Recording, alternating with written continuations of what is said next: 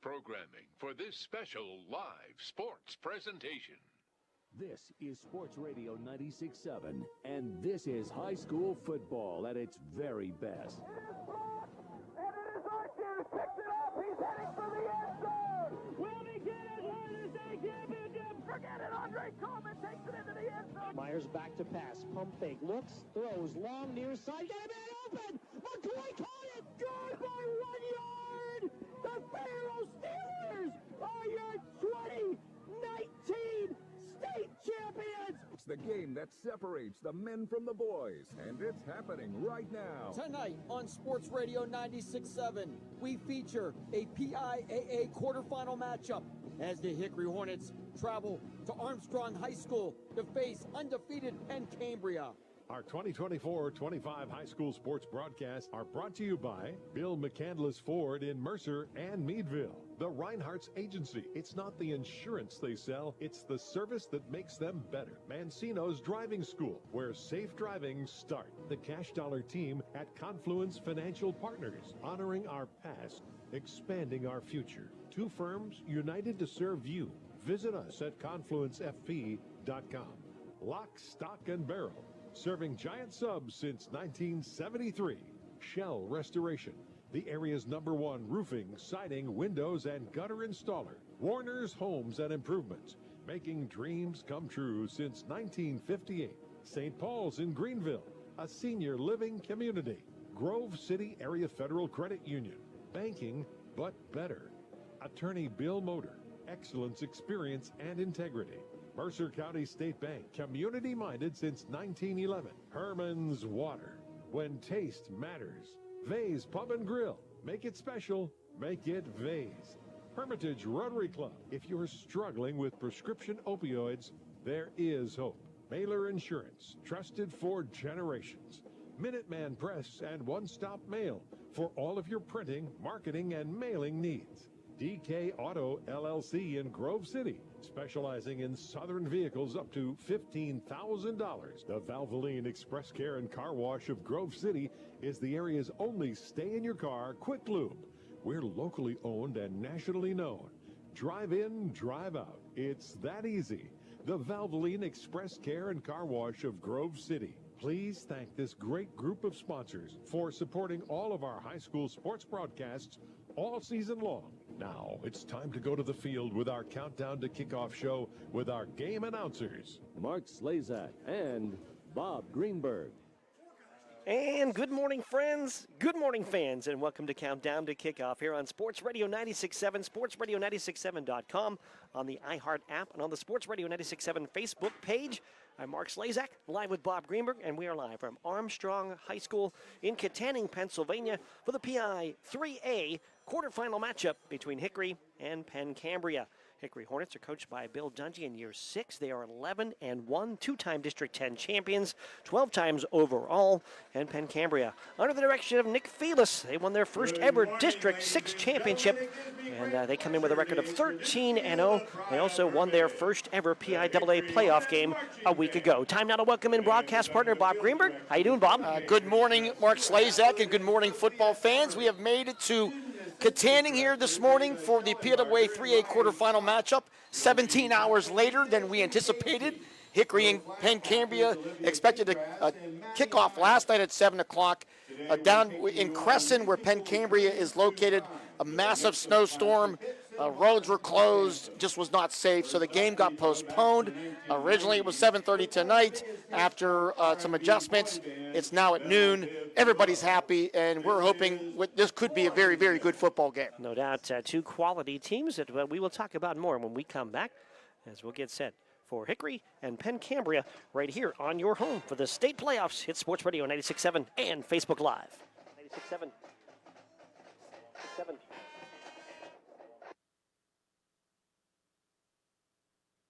Score big with a new checking account at Grove City Area Federal Credit Union. At the Grove City Area Federal Credit Union, you get a free checking account that offers no minimum balance, no monthly service fees, and unlimited transactions. Download their mobile app and you can get 24/7 account access and remote deposit. See them at one of their 2 locations in Grove City or online at gcafcu.org. Member NCUA, Equal Housing and Equal Opportunity Lender. Open a checking account now and score 4 tickets to a local high school sports event. Call for details. In 1973, Lock, Stock, and Barrel opened their doors and served their first of over 3 million giant submarine sandwiches. And they still serve 42 whole subs on 15-inch buns. Lock, Stock, and Barrel also has burgers, specialty sandwiches, wraps, gyros, salads, wings, and even breakfast. Lock, Stock, and Barrel is also a full-service deli. Party rings, meat and cheese trays, and cold veggie trays are all available. Open Tuesday through Saturday, closed Sundays and Mondays. A community is more than just houses, buildings, and streets. It's the people who live and work and contribute to making life for themselves and the people around them better. Attorney Bill Motor believes in the young people who are this community's future. Attorney Bill Motor would like to say good luck, good health, and best wishes to all the players, coaches, band members, and cheerleaders in today's game and throughout the season. Attorney Bill Motor, 2500 Highland Road, Hermitage. The Cash Dollar team at Confluence Financial Partners, honoring our past, expanding our future. 2 firms coming together to serve clients in Grove City, Western PA, and beyond. Confluence Financial Partners is a wealth management firm on a mission to help clients maximize their lives and legacies. Visit us at confluencefp.com. Confluence Wealth Services Inc., DBA Confluence Financial Partners, is an SEC-registered investment advisor. Registration of an investment advisor does not imply any level of skill or training. Please refer to our Form ADV Part 2A and Form CRS for further information regarding our investment services and their corresponding lists at confluencefp.com. Countdown to Kickoff is brought to you by Minuteman Press and One Stop Mail in Hermitage. Minuteman Press and One Stop Mail for all your printing, marketing, and mailing needs. Mark Slazak and Bob Greenberg back with you from Armstrong High School, Katanning, Pennsylvania, PI AAA, PI AA, 3A quarter-final action in our game today. And we certainly thank our radio sponsors and our video sponsors today as well for the Facebook Live feed. Yeah, this is not a cheap endeavor, and we reached out to 3 incredible sponsors in our community. Hudson Companies, visit them at hudsoncompanies.net. Also, our good friend Wes Roberts Landscaping, visit them on Facebook, Wes Roberts Landscaping, and Dream Sleep Apnea Therapeutics. DreamSleepApnea.com, Dr. Danielle Trott, all jumping forward and supporting this broadcast today, our live video broadcast. And I know everybody watching, not just in Hermitage, but in the Crescent area and all the Penn Cambria fans as well. They've had horrible weather. Got a wonderful thank you card from their school this morning in the press box. So we'll be talking about more about those 3 businesses a little bit during the game, but just wanted to start off by thanking them as we begin. No doubt, and it's a great afternoon for football which was some tough weather, as you mentioned, a night ago to get us in a good spot. We do have some drizzle that's been around, but right now conditions pretty good for a game here this afternoon in a really great facility here at Armstrong. Yeah, first-class facility.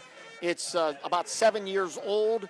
The one thing that makes it unique, and if you're watching on video, you see that there's only one side of the stands here.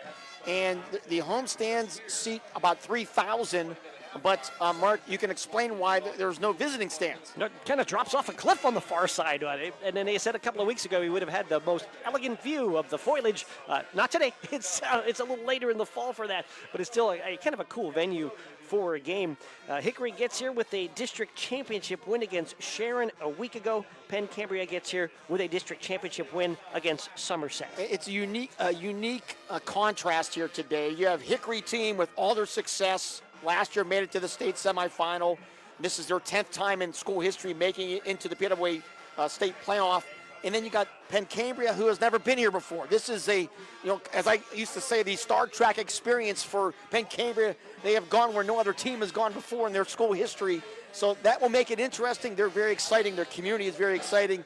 And this should be a very interesting game, to say the least. Hickory's 10th chance into the state playoff action.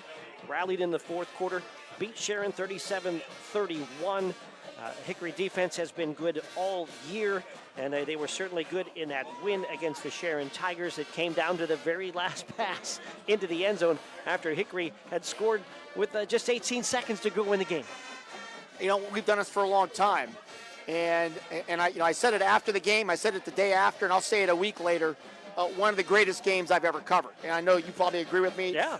fans still talking about it, people that have watched it, were there. Just an incredible night for high school football.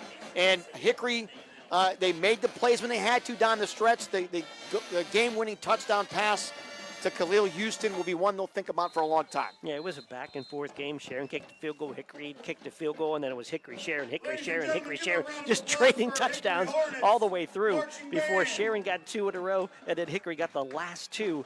And the game ends in kind of a Hail Mary toss in the end zone that was nearly caught by the Tigers, but a great game for Hickory in that win to grab now their 12th District 10 championship and get them with back-to-back now. Kelvin Morrison in the game had 137 yards, 133 yards rushing in that. Xander Tellez was 7 of 15 with 3 touchdowns, and it was just all around a solid effort by 2 really good teams. Hickory moves on to now face a Penn Cambria team, and as you mentioned, it is going to new places, winning their first district title and their first playoff game in the PIAA. So a lot of great stats about Hickory, and we can talk about their offense. We'll talk about their defense. Their success over the last few years under Bill Dungy. But the one stat that jumps out to me that is so unique, and I feel like it needs to be highlighted here as we start. Hickory's only turned the ball over 7 times this year. 2 times last week. So think about that, fans. Only 7 turnovers in their 12 games. And you wonder why they're still playing here in the deep into November. Is because when you turn the ball over, you normally lose. When you don't, you normally win. And Hickory does not do it very often. Hickory just 1 loss. That was an early loss in week 4 to the Sharon Tigers. They've run the table the rest of the way for Hickory, and that's right, it's huge. You don't turn the ball over, and you can run it with Kelvin Morrison, over 1,300 yards this year, averaging nearly 10 yards a carry. Tellez, the quarterback, he's run for another 600. The team in general, 2,500, almost 2,600 yards rushing. When you can run the football, you can control games, as Hickory has done, and they can throw it as well. Yeah, and you talk about Xander Tellez, and the quarterback, the senior quarterback, what a career he has had, climbing the all-time career passing list at Hickory High School history. And the stretch he has had this year, down the stretch here, I mean, he had a 7-touchdown passing game, which sometimes gets overlooked. But I'll give you the numbers here, the last 4 games, it were wins over Grove City, Sippy Rock, Corey, and Sharon. Xander Tellez, in those 4 games, he has thrown for 16 touchdowns in those 4 games. He has thrown for 383 yards, 170, 132. But there's no question, when you get to this deep into the playoffs, you need to be multi-dimensional, and Hickory definitely is that. And 90 completions and 141 tries, just 5 interceptions on the year for Tellez. Over 1,500 yards, 24 touchdowns, leads the way when he does throw it. Jaden Phillips has been spectacular, 45 catches, 758 yards, and 12 touchdowns. If Jaden stays healthy, he will go down as one of the all-time greats. I mean, we see his potential. He was All-State last year, All-American last year as a freshman cornerback. Didn't play wide receiver, coach's role. And this year he's having a breakout year on the offensive side as well. Just a spectacular player that any time he touches it, he can score. There's some other receivers there for the Hornets as well, and Trevor Borgerwitz, Sebastian Bromley, even Dante Evans, who have had opportunities to catch the football, so we'll keep an eye on those guys as well. And it's a well-rounded offensive squad, but the defense nearly as good. Yeah, the defense has played very well, maybe the most underrated part of this football team, and they were going to be challenged here today against a very physical Penn Cambria team that likes to run the football but can also throw it. And that makes this game interesting because Hickory's defense has been good. Maybe not great last week, according to coach, but they're going to need to be good here today if they're going to win. Borowitz, who we mentioned, leads the way with 15 tackles for loss in his 67 tackles and 4.5 sacks. Matthew Myers leads the way with 10 tackles for loss and 72 tackles overall. Jaden Phillips adds 5 interceptions. Ben Walls adds 4 sacks. Shakur adds another 11 tackles for loss. Penn Cambria, let's talk about them briefly, Mark. They are a team that's 13-0, best record in school history. They won their first district championship in school history. And I posted earlier this morning, these 2 teams almost met last year in this round. Penn Cambria lost to Central in the District 6 championship. Central went on to play Hickory the next week. Hickory beat them, but they were very close to playing last year. They knocked off Somerset 40-0 after a week before beating Tyrone in the district championship. in a score of 39-14, their first ever district championship. And then Somerset also plays in that Laurel Highlands League. There's 20 teams in that league, so you can't play everybody. So Somerset actually from the same league matched up against Penn Cambria. Somerset only 4-8 this year, but Penn Cambria did exactly what they needed to do. They held Somerset to just 85 total yards in that game, including just 21 in the first half, and made Somerset go 0 for 6 on the first half drives, all 3 and outs. A couple names you're going to hear a lot about today. Gavin Harold, a 4-year starter. What a spectacular career he has had, both rushing and receiving. You have Thomas Plunkett, a 1,000-yard rusher, and their outstanding quarterback is Brady Jones. He's only a junior. He has thrown for 1,500 yards this year, 14 touchdowns. This is an offense that can move the ball, and they can run it, they can pass it. A lot of different looks. They'll go wildcat. It's a run-pass option type offensive setup, so it's going to be a challenge here today for Hickory. Yeah, Brady Jones is only thrown for a couple of interceptions. Harold had 2 touchdown runs against Somerset. Again, we'll see him everywhere. Running back, wide receiver, wildcat quarterback, look for him everywhere. And when they do run the ball, you mentioned Plunkett. He's a 1,000-yard rusher with 10 touchdowns on the year, and they're solid on the defensive side as well. Yeah, and there's no question their defense has got to play at a very high level. 878 tackles in 13 games. Harold's their leader with 85. Plunkett also solid.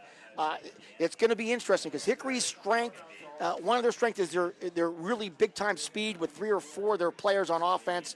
You had a District 10 champion in track on their offense as well. So how will this Penn Cambria defense negate some of these big plays? Bill Dungy said he hasn't seen many big plays given up on this against his defense this year.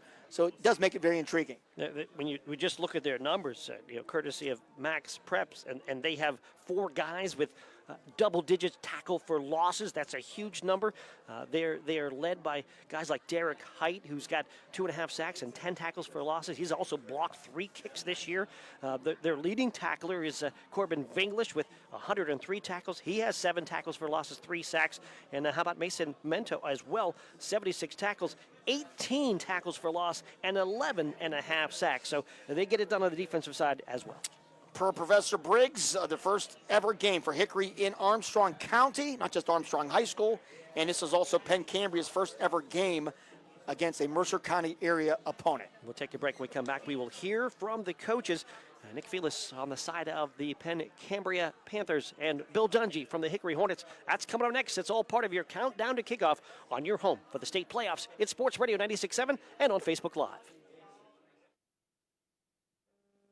Saving lives means staying informed. Knowing the dangers of using counterfeit prescription pills can help those you care about and keep our community safe. Do your part. Take the first step today. Visit GetSmartAboutDrugs.com to access education, prevention, and treatment resources. Counterfeit prescription pills laced with fentanyl are deadly. Be their protector. Be informed. Contact Mercer County Behavioral Health, Inc. in Mercer, PA at 724-662-2230 or visit cdc.gov/stop-overdose. Brought to you by the Hermitage PA Rotary Club and the Mercer County Opioid Settlement Fund.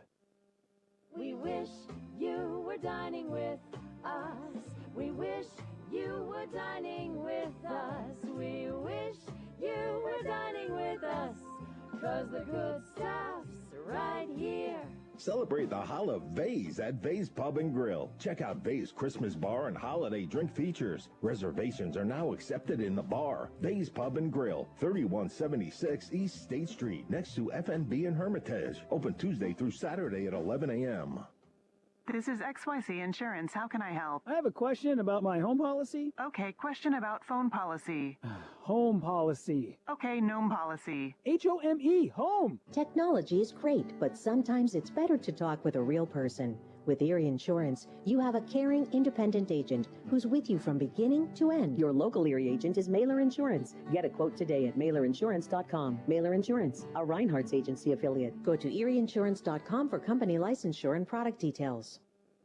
Unlock your business potential with Hermitage Minuteman Press. From eye-catching designs to professional printing, Hermitage Minuteman Press are your local experts. Boost your brand with stunning business cards, brochures, banners, apparel, and more. The Hermitage Minuteman Press team ensures top-quality results with lightning-fast turnaround. Plus, their marketing solutions will take you to the next level. Elevate your image and stand out from the competition. Experience excellence in printing and marketing at Minuteman Press today. Minuteman Press, 3170 East State Street in Hermitage. Online at hermitage.minutemanpress.com or follow them on Facebook. Mention this ad and receive 10% off your first order. Countdown to Kickoff is brought to you by Minuteman Press. and one-stop mail in Hermitage. Minuteman Press and one-stop mail for all your printing, marketing, and Welcome back. Countdown to kickoff. PLWA quarterfinals here this afternoon. Hickory and Penn, Cambria. Joining us is Bill Dungy, the Hickory Hornets. And, Coach, been kind of a wild 24 hours getting your game postponed, but you're here now on the field, getting ready to go. Just a couple of your thoughts. Just excited, man. You know, we told the guys yesterday, you know, it doesn't matter. To change the time, we'll play the game anywhere, anytime. So we're excited about it. A little better weather here Saturday morning, a little bit warmer. You get a little college atmosphere playing at noon. So big noon kickoff. We're excited. Talk about last week. How long did you celebrate and how much did you focus on this team early in the week? You try to say all weekend, but it was basically Saturday night. You're starting to pull up film, trying to put film together from every place that you can get it on them. So really Saturday night, the coaches, Sunday night, our coaches meet. Monday morning, we're ready to go. Having a veteran, experienced quarterback at this time of the year is almost the difference in maybe games. You have one. Talk about Xander Telez's play down the stretch. Yeah, that's the key there. I can sit down with him and get in depth on how we want to attack, especially on third downs, with check with me's and what he sees, what I'm looking for out there. So having that veteran leadership, the poise from him is tremendous, and then he just add that element of toughness and leadership. He's a total package. Your defense last week bent some, broke some, but obviously made the plays. They'll need to do that again here today, right? Yeah, for sure. You know, talking to Coach Matt, he doesn't want that performance last week. It's the most points we gave up all season.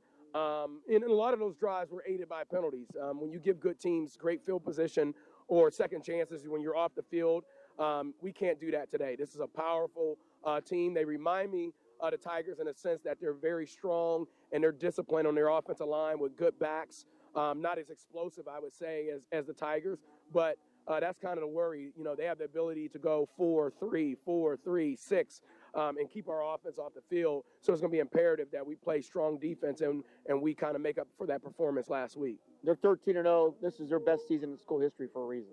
For a reason. I mean, they got really good players. You can tell their players are bought in to the weight room. You see these kids when they come out, they're all yoked up, great size for all of them. And you can tell they're committed in. I mean, their defense, they're getting 11 hats to the ball. I haven't seen anybody on film all year run the ball. I haven't seen a carry over 16 yards. So very formidable opponent. They're tough. They're going to be ready to go. The conditions a little bit slippery today. Just talk about that. Yeah, like I said, better than what it would have been last night. And it looks like the weather is going to get a little bit better as the day goes on. It'll get a little bit warmer, less and less chance of rain.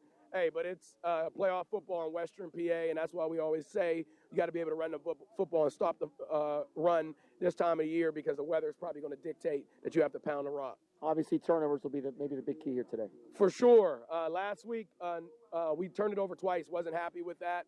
First time all season. We got to cut that out, but we got to force some turnovers on our end and make sure we protect the ball. Coach, best of luck. Thanks, Bob. Appreciate it. All right, Bill Dungy, head coach of the Hickory Hornets. We'll come back more countdown to kickoff. Hickory and Penn, Cambria, PLWA quarterfinals, right here on Sports Radio 96.7.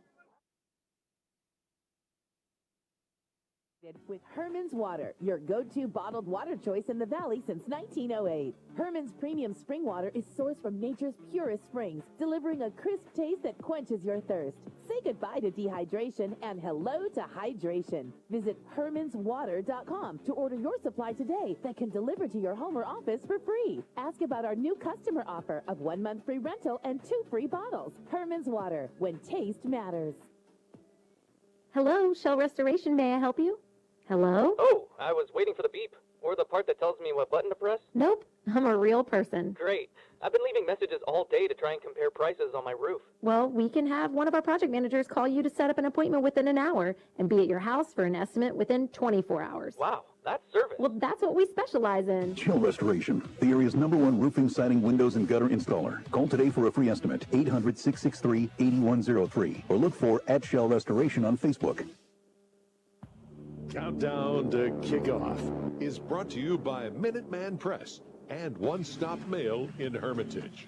Minuteman Press and One Stop Mail for all your printing, marketing, and mailing. Welcome back. Countdown to kickoff. PLWA quarterfinals here this afternoon. Hickory and Penn Cambria.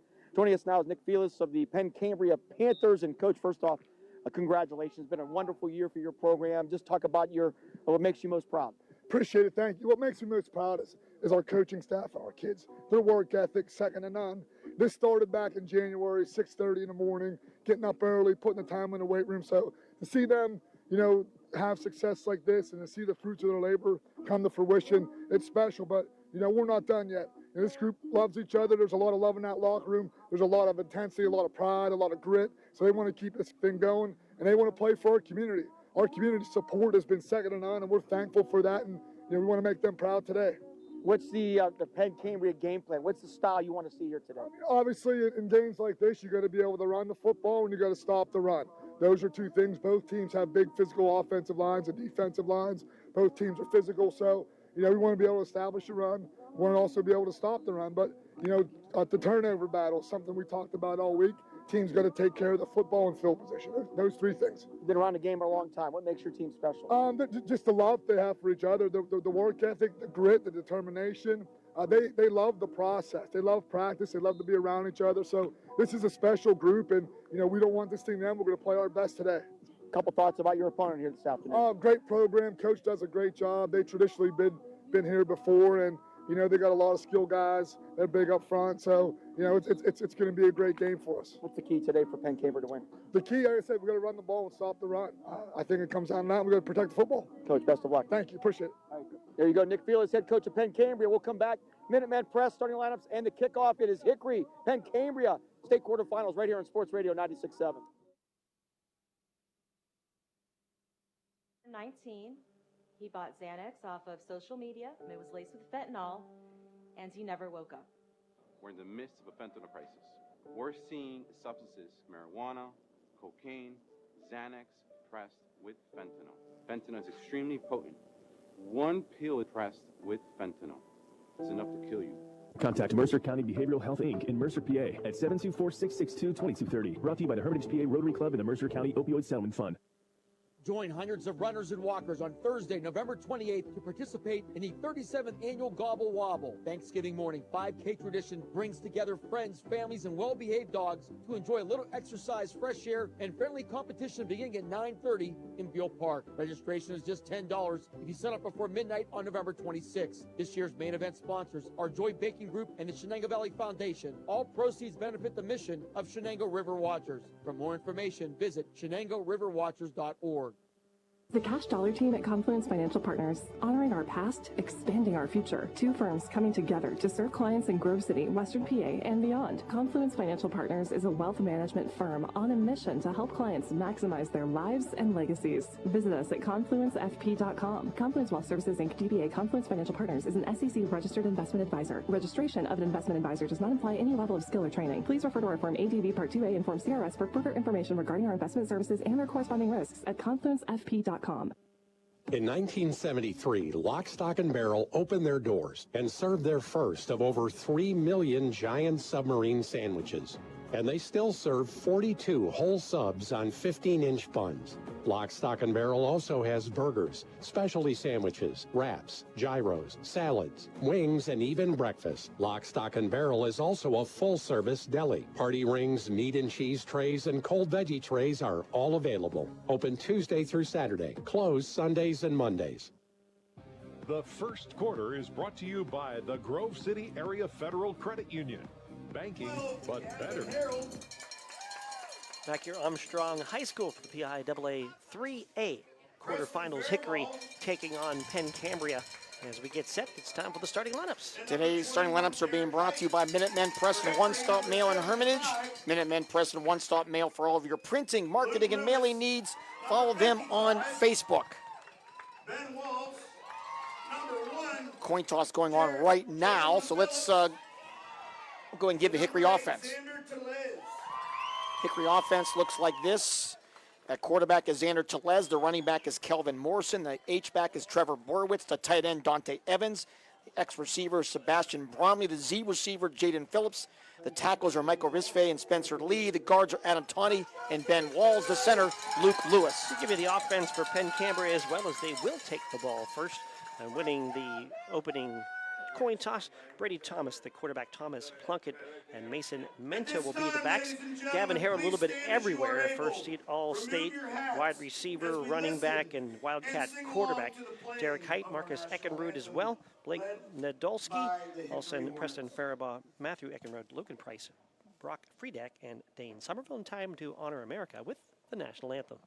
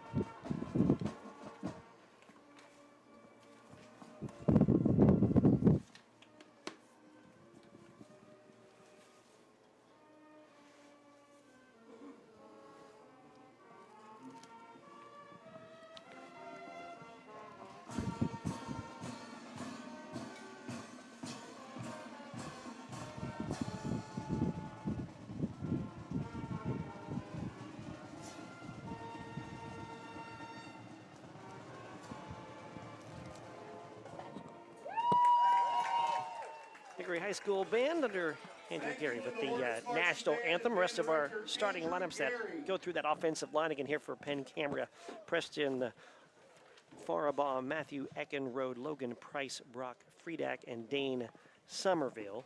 Hickory defense, the ends are Ben Walls and Sarmaj Shakur. The tackle is Luke Lewis. The linebacker, Dante Evans, getting the start today. Also Matthew Myers, Trevor Borowitz. The Rovers, Christian Dungy. The safety, Xander Telez and Bobby Maynard. The cornerbacks, Jamal Calhoun and Jaden Phillips. And want to remind you, our video broadcast today brought to you in part by Roberts Landscape Company. Appreciate the support from Wes Roberts. And Cambria won the toss, elected to take the football first. Had really several nice returns, including a really nice Gavin Harold return, and also Blake Lilly, a couple of nice returns in their playoff run. And if you're listening, you can tell we are in front of behind the Penn Cambria large fan base. So get used to some of those cowbells you're hearing now. Back to kick for the Hornets is number 31. So Stanford set to kick off for Hickory in a black uniform top with white numbers and red pants and a white helmet. And we are underway as Stanford will boot it far side, and Lilly's going to grab it at about the 15-yard line. He bobbles the ball, now gets it back at the 20, gets hit and dropped at the 22-yard line. Penn Cambria wears a white uniform jersey. We've got blue numbers. We've got a black helmet with a white stripe and blue logos. They've got a black number and black pants. So it'll be Penn Cambria, the Panthers, 1st and 10 at their own 22-yard line. Eckenrode will come to the near side. We'll keep an eye on Gavin Harold. He'll start wide left, but we'll see him everywhere. Jones is the quarterback with Plunkett the back on 1st and 10 on their own 22, and they'll hand to Plunkett up the middle, and Plunkett going to work his way up to about the 25-yard line for a gain of 3. Get about 3 yards there for Plunkett.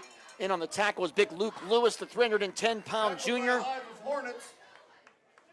So it'll be 2nd and 7 here for Hickory, or for Penn Cambria at their own 25-yard line. 44 degrees with some breeze across the field, right to left. There's another handoff up the middle for Plunkett, stutter step in the backfield, and he's going to go down. Reardon going to hit him in the hole and knock him down from about the 26, maybe the 27-yard line. And Reardon, also Dante Evans in there getting the start for Ja'Kai King here on the defensive side. We set up about 3rd down and about 5 here. Be Harold to the far side, Eckenrode to the near side.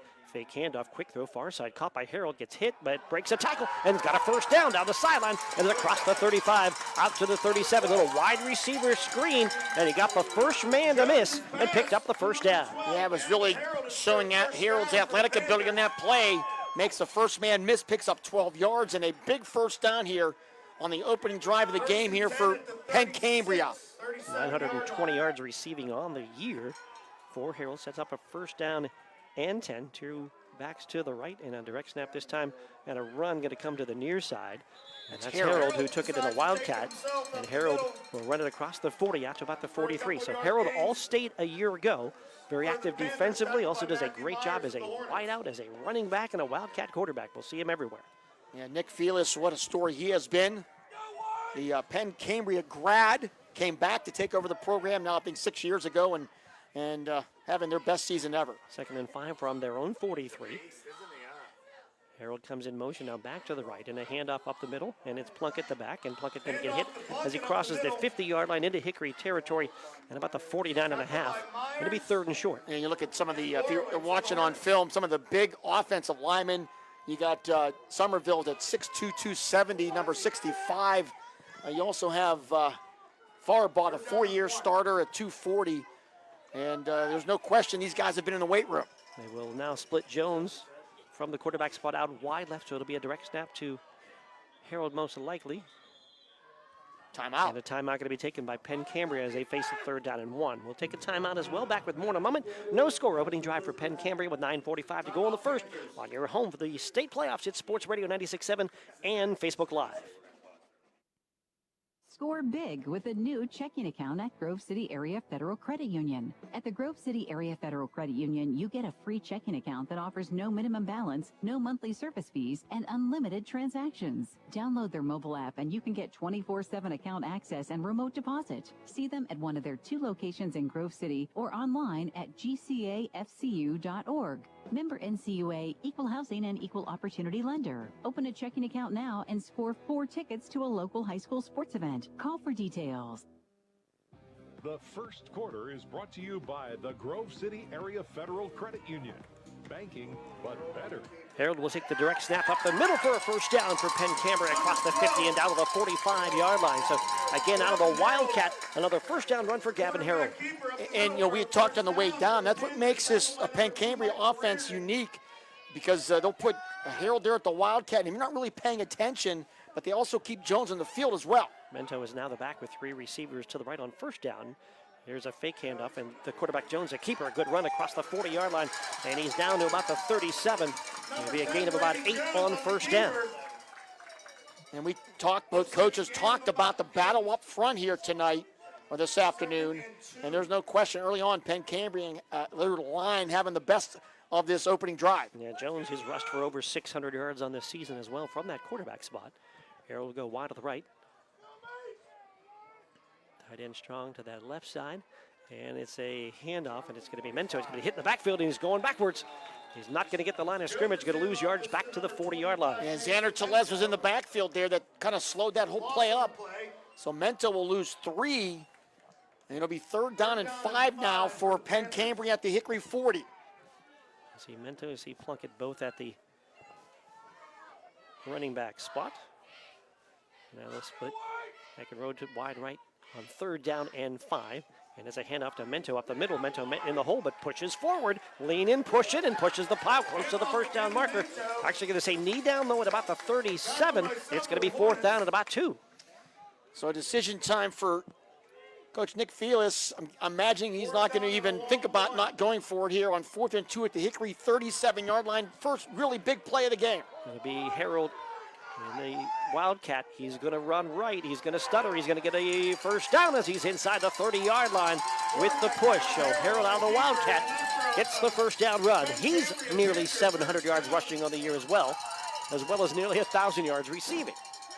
I've had a few people tell me we thought bells and whistles were not permitted in the PWA playoffs.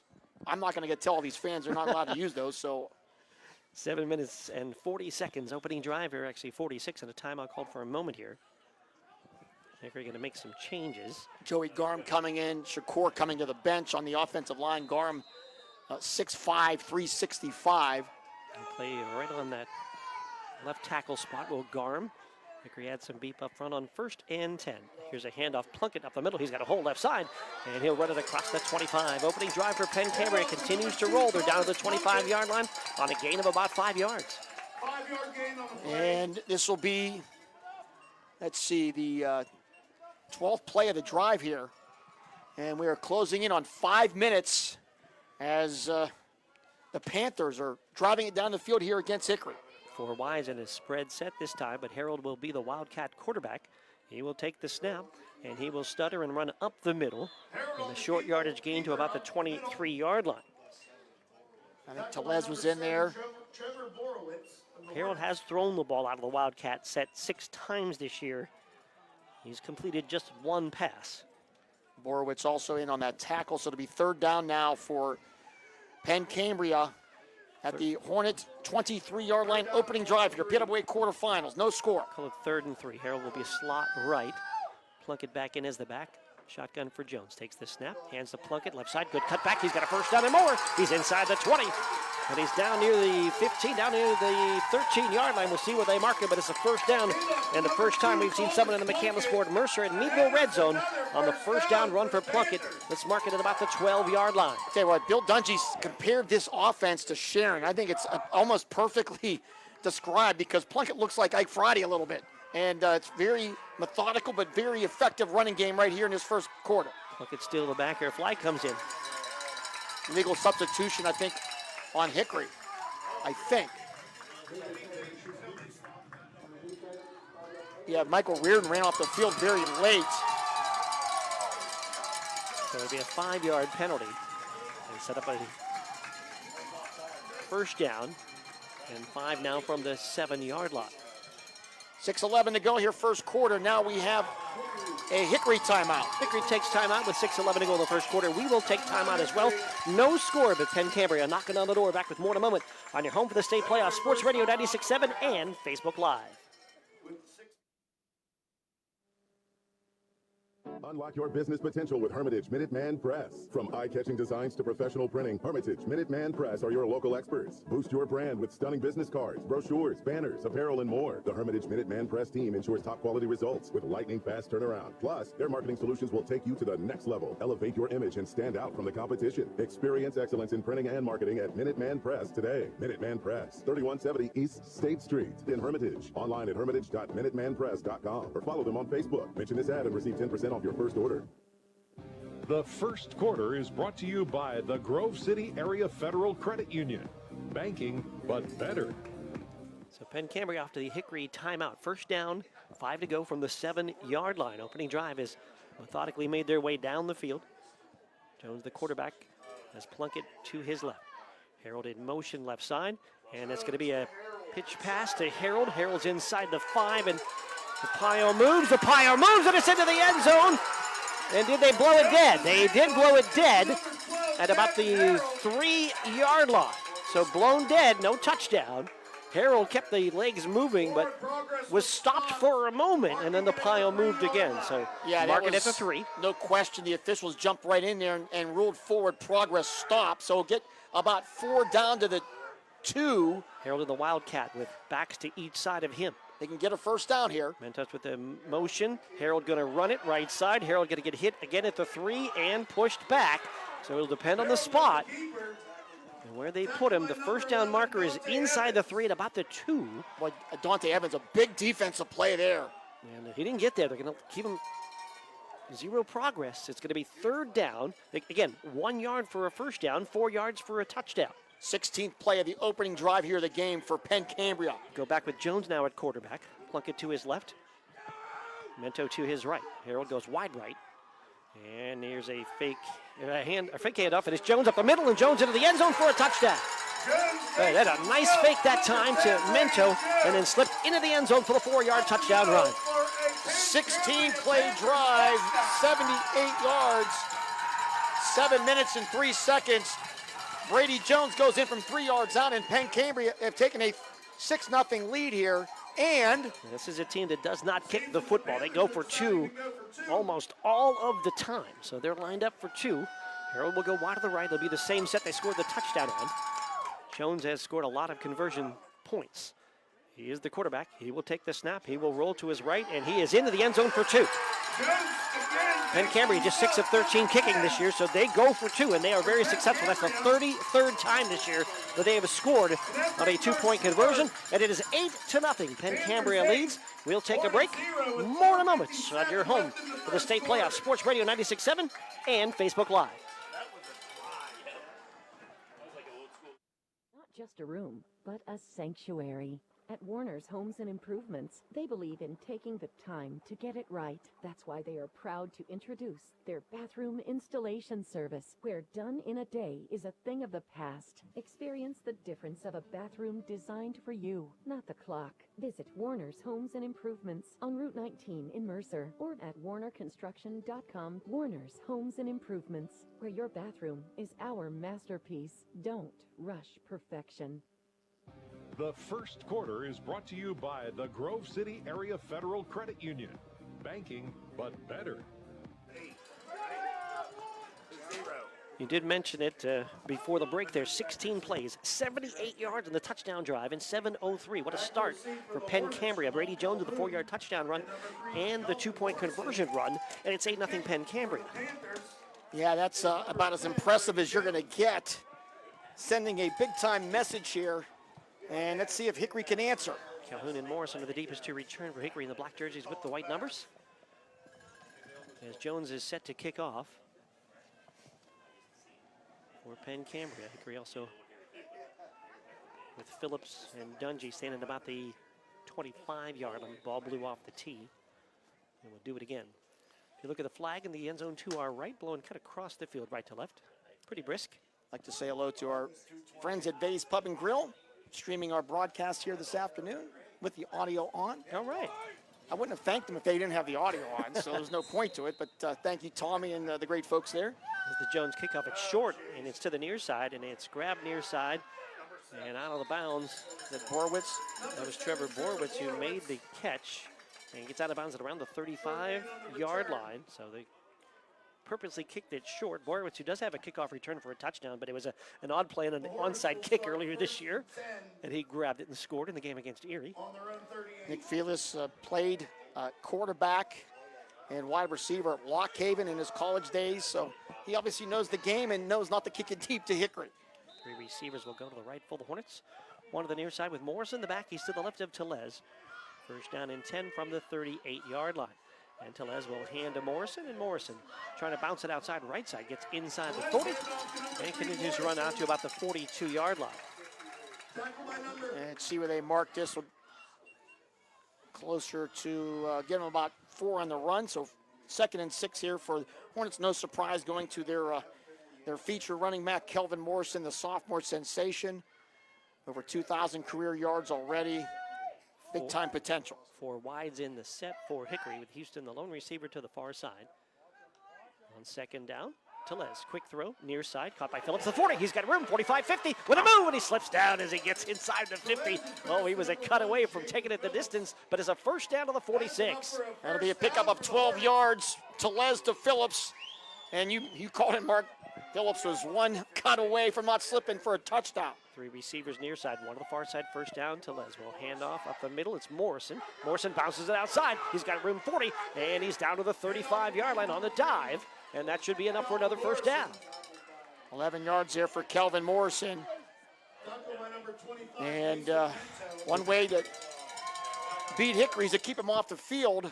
And actually, there's a penalty on the play. Didn't see the flag. It's going to go against the Hornets. John Daly, our District 5 rep from our referee, and he said motion against the Hornets, so back it up. Did you say John Daly? John Daly. As in the golfer John Daly? No, it's not the golfer John Daly, but it is John Daly. He's got a similar build to the golfer John Daly, but he is not the same guy. So mark it back to the 49-yard line of Hickory. 4 wides in the set. One of the things that Coach Dunzy mentioned in that pregame interview is avoid the penalties, and Hickory with a penalty on this offensive drive takes away a first down. Here's a handoff to Morrison up the middle. Morrison and the pile move across the 45 and down to 44, and a late flag comes in. Well, a late flag coming from way back as well. Came back from with the field judge. So it would be a pickup of 7 on the play. And it looks like he's initially pointing towards Penn Cambria, something in the mix on the tackle. It's a personal foul face mask, so you're going to add 15 more onto the run for Morrison. So that's a nice break for Hickory as the ball after the run at the 44. Now it will go down to the 29 now. 3:34 to go, first quarter. Penn Cambria 8, Hickory nothing. So A change move. Penn Cambria went 16 plays on their opening drive, 78 yards, and scored the touchdown plus the 2-point conversion. 3:34 to go first quarter. Hickory on their first possession with 4 wideouts in the set. Tellez, the quarterback, and he will hand to Morrison, and Morrison picking his way up the middle with a short run. It's down to about the 27-yard line. It's Derek Height there to make the tackle. Tell you what, though, it is if you're watching on the video, just watch the play up front. It is a real battle right now. The Hornets and Penn Cambria got some beef on both sides of the line, and it has been fun to watch up to this point.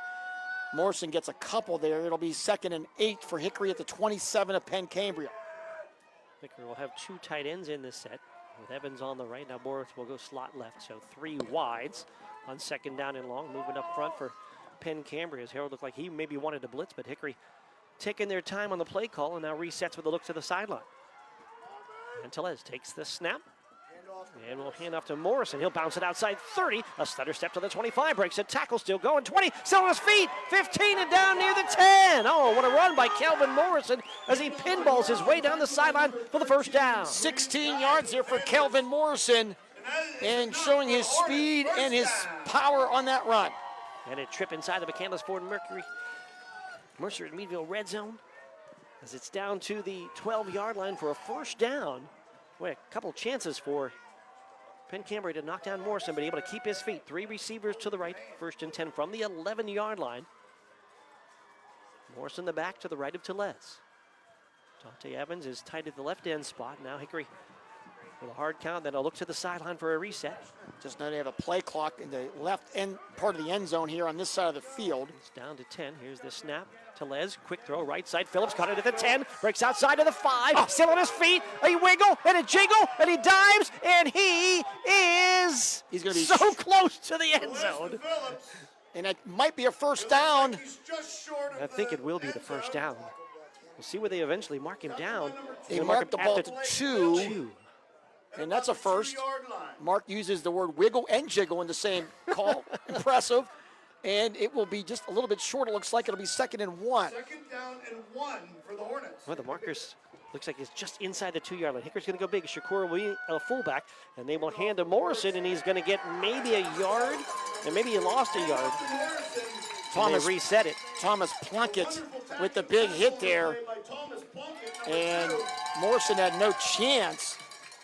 He got hit right away. So Hickory's going to take Shakur. There was Hosick in there as well as an extra blocker. Those guys will come out. Phillips will come back in. He's made a couple of plays outside on short passes already, has Phillips. And Morrison will be to the left of Tellez. Hickory will put 3 receivers to the left. 3rd down and, maybe about a yard and a half here. They just outside the end zone. Here's a handoff up the middle. Morrison to the 3 to the 2, and he's down to the 1-yard line. He's not in, but that's a first down. So Kelvin Morrison will get the first down. It is a first down for the Hornets. And the clock will stop with 38 seconds to go in the quarter. But Hickory will have it 1st and goal at the 1 now, and maybe get one more play off. Actually, they don't have to run this play. They don't want to. And they may not. You saw a couple of coaches put a hand up, but right now they look like they will set. Ball is inside the 1. Morrison is the back with 3 receivers left. Tellez will go under center. Tellez will take the snap. Tellez tries to sneak it in, and he does. It's a touchdown, Hickory, on the 1-yard run by Tellez. And the Hickory Hornets have answered. They have cut the Penn Cambria lead to 8-6 with 15 seconds to go. And is there a flag? They did. Oh, they definitely signaled. Signal a touchdown. And now let's see what we have. Illegal shift against Hickory. Illegal shift. So there's not a touchdown. But the Xander Tellez touchdown run wiped off the board. And was that on Tellez? He quickly got under center, but he did have time that he was there. He ran from shotgun to under center. I don't know if they would have called it on him. There wasn't a lot of other movement, but it looked like appeared to be there for more than a second. The official at least made the indication over talking to Bill Dungy. It was him, had his hands out looking like it was from the play call. All right, so that'll be now first to and about goal. the 6-yard line, 1st and goal. 2 receivers to the left. Tellez He'll take the snap. It's a high snap. It's over his head. He'll run back and get it to the 15. He'll throw it to the end zone, and it's incomplete. And another flag down. There's a flag down as the ball was snapped. Could this be, now it's going to be procedure against Hickory. Looks like it's going to move it back even more. Oh, my goodness. Well, Hickory getting bit by the penalty bug on this drive. And two major penalties here. One takes a touchdown off the board, and the second one on a 1st and goal will back it up. Illegal formation on the offense was the call. As you can somewhat hear John Daly, our referee. This crew from District 5, by the way, if you're wondering. So now with 9 seconds to go in the quarter, it'll be 1st and goal from the 11 for Hickory. Two receivers left for the Hornets. Morrison is the back. 9 seconds in the quarter. Hickory does not have to, well, they do have to run a play here with the ball dead. 9 seconds on the clock. Penn Cambria adjusts their coverage to match Harold on Phillips. 1st and goal, snap to Les, fake handoff, looking, firing, and zone a dive, and it's incomplete, intended for Phillips, but a flag on the play. We might have Harold on a pass interference. I think that's going to be interference on Harold. And that was Bromley, the intended receiver. And let's see the official call. If it's what we think, it'll be half the distance. As John Daly will let us know, but we believe it's defensive pass interference. Actually holding on the defense. So it'll make it 1st and goal to 6 now. All right, we have been back and forth. Actually, on our last 3 plays with penalties. Hickory had scored. That is an automatic 1st down. 5 and a half. That's not. And that's a 1st down. Still, because that's where we should be, right? 1st down. Correct. It's still 1st down. It's not an automatic. No, it's not an automatic 1st down. Defensive holding is not automatic 1st down. Is in the NFL, not here. So it'll 1st be down and goal from the 6, it looks like, or actually 5 and a half. 5 and a half, we'll call it 5. Still 5 seconds to go. This last 20 seconds has been an eternity. It's a 4th play. When we mentioned Hickory didn't need to run a play. Here's 2 receivers left. A tight end right side. Morrison is the back to the left of Telez. Telez will hand to Morrison. Morrison bangs up the line of scrimmage. A cut back to the 3, to the 1. He's back and he's pushing. He is in for a touchdown. Calvin Morrison from 6 yards out, and Hickory's on the board. It wasn't easy, but Calvin Morrison using all his strength to get into the end zone for the 6-yard touchdown run, and Hickory has now cut it officially to 8-6 as the 1st quarter officially has come to an end.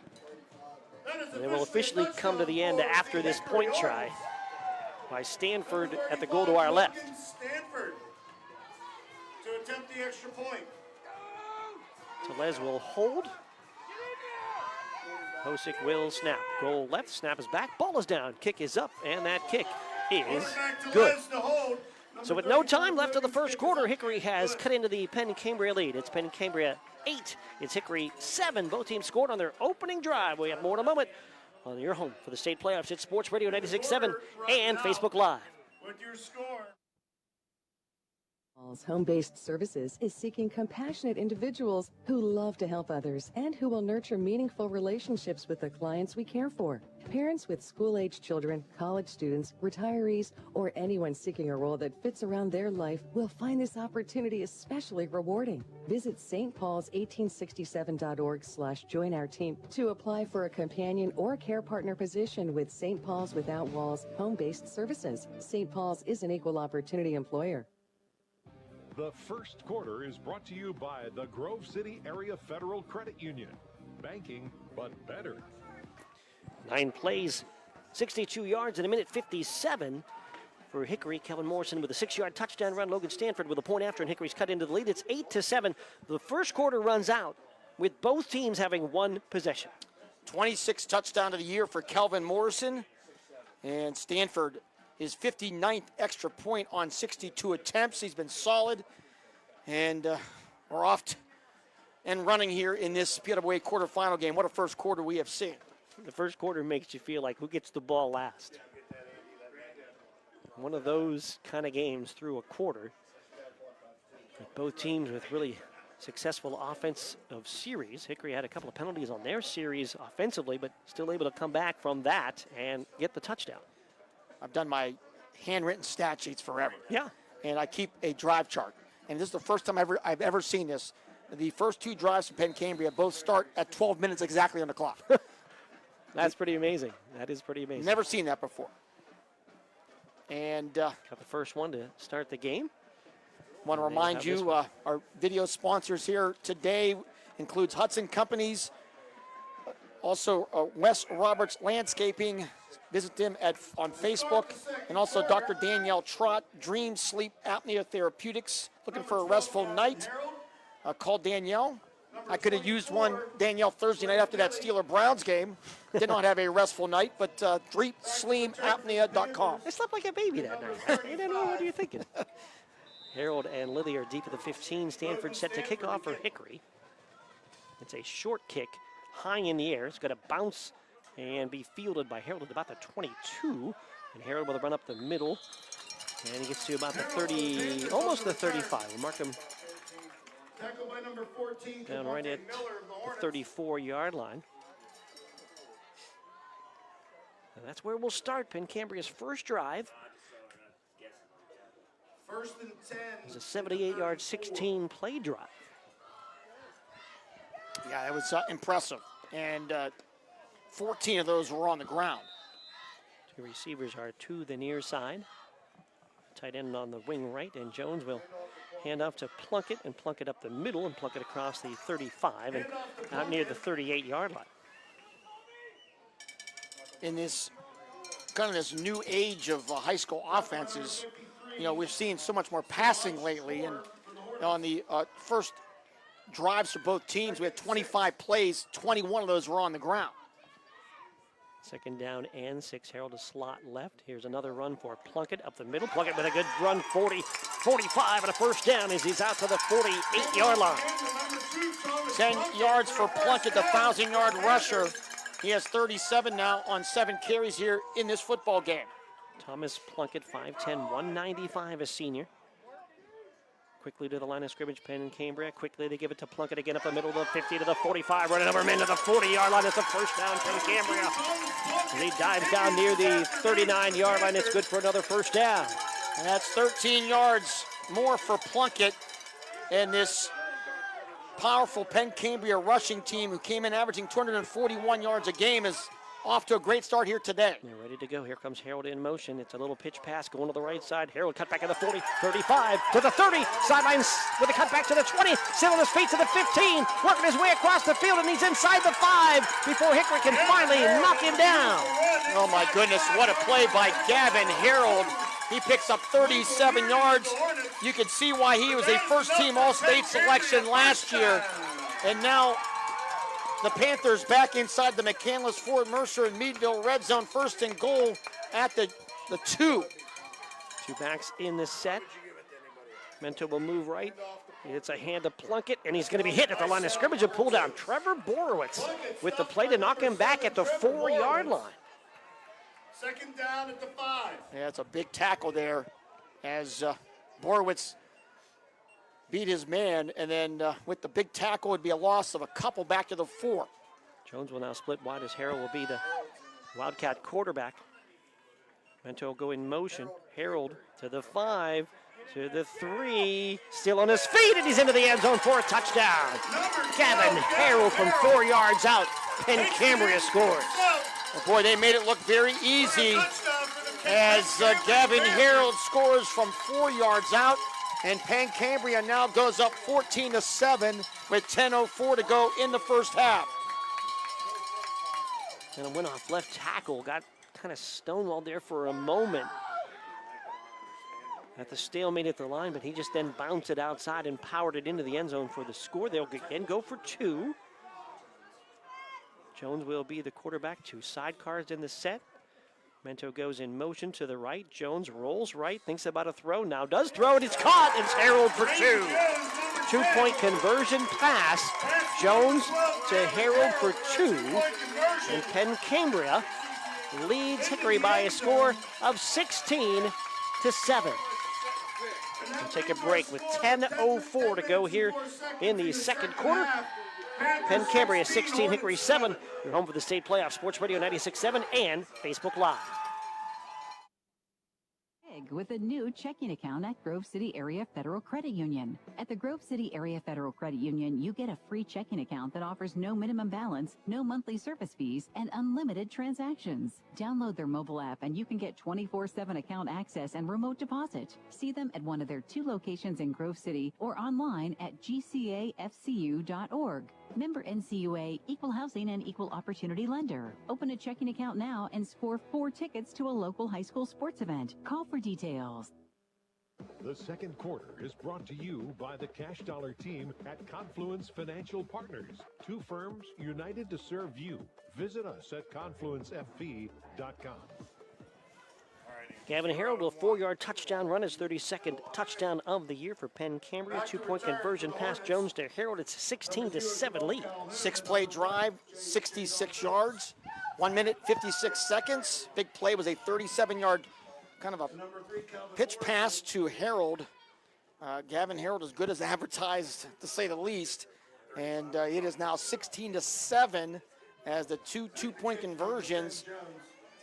Even though it's 2 touchdowns to 1, Hickory down by 2 scores still.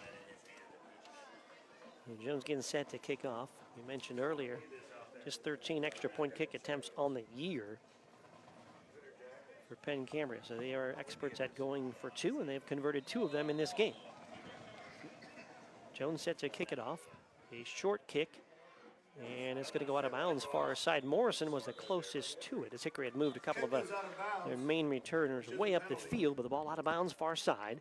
And you start to think, Mark, if obviously the way they're converting those 2-point conversions, will Bill Dungy eventually have to go that route as well, to try to play that numbers game. I think he won't do it early, but eventually they're going to have to. And they decided not to do it on the first touchdown. And they cut the lead to 1 at 8-7. So the echo of John Daly. They asked him to kick again. Yes. So that's what he was trying to tell us. Which is echo into the referee mic so far. So moving back to the 35-yard line. Two advantages you get here when you force a team to kick off. You had that kickoff team had to run down the field. That's one, so you tire them out a bit. The second time, you got dangerous return men, and Hickory wants to try to take advantage of that. Yeah, there's no question about that. You got Jamal Calhoun, Kelvin Morrison. You got Phillips and Dungy back there as well. Yeah, I mean, those 4 guys are all big-time playmakers. So anyone gets that ball, hold your breath, Penn Cambria. Jones will squib it near side. It's going to take a bounce and be grabbed by Calhoun at the 22-yard line. Calhoun trying to work his way to his left. Now gives ground. Now he's all the way back to the 20. Calhoun in trouble, and he's back down where he started, back at about the 21-yard line. Boy, just really good coverage there by Penn Cambria. You know, not easy to do directional kicking at the high school level, Mark. But that was a vintage great kick by Penn Cambria. And Hickory back to their own 21-yard line, 1st and 10. Well, Jones, and we had a hold on Hickory as well, Bob. Jones had been kind of just popping it up on that far side on kickoffs. This time he kind of just dropped it in an empty spot on the near side, so he crossed up Hickory. And Calhoun was trying to get to the far side. Maybe that's where his return was, and had about 5 yards and then lost it, trying to change directions. And then Hickory with a hold as well, which sometimes will happen on that change of direction play. So Hickory going to get their start all the way back to about the 11-yard line. 2 for 2 on drives for Penn Cambria. They've punched in 2 touchdowns. They lead 16-7. 2 touchdowns, 2 extra points. Hickory had 1 series with the ball, and they scored. Receivers are wide to each side. Here's a handoff coming near side for, actually it's a keeper for Telez. Telez across the 10 and out to the 13-yard line. And Derek Height with the tackle. The big physical linebacker, the 215-pounder for the Panthers, and Telez will get a couple. It'll be 2nd and 8. One of the things that Coach Dungy mentioned was that this is a team that, obviously, when you look at them, has bought into the concept of getting in the weight room. Big physical team is Penn Cambria. 2nd down and 9 from the Hickory 13-yard line. Telez is the quarterback with Morrison to his left. 9:20 to go here, first half. 4 receivers in the set. It's a fake handoff. Tellez is back to pass. And he pump fakes and now looks to run near side. And a move at the 15. Now throws it down the field. It's caught by Houston at the 32-yard line. Did he get it? There's no signal yet. I think he caught it. And he did catch it. So mark it at the 32-yard line. And there's a flag. There's a flag at the 15. So would have been a pickup of about 19 in the play. Did Tellez possibly cross the line of scrimmage? That's what it was. Illegal forward pass. Another flag against Hickory. That is their 6th here in the first half. He was close as he ran to the near side. And it's also a loss of down in addition to the 5-yard penalty. So the penalties are beginning to pile up here.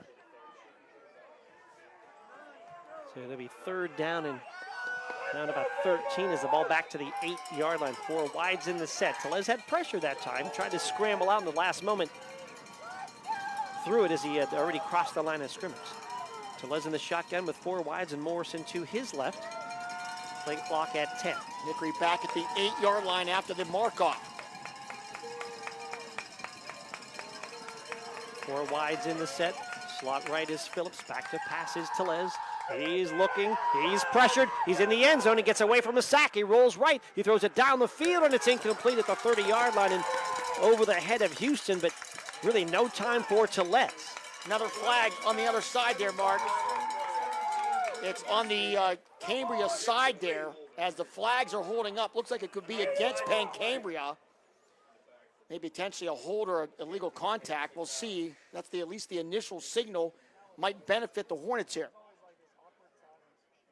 A lot of flags here in our early going. Here's John Daly. It will be against Penn Cambria. Yep. And it's the 10th total flag here in this game. 6 on Hickory, 4 on Penn Cambria.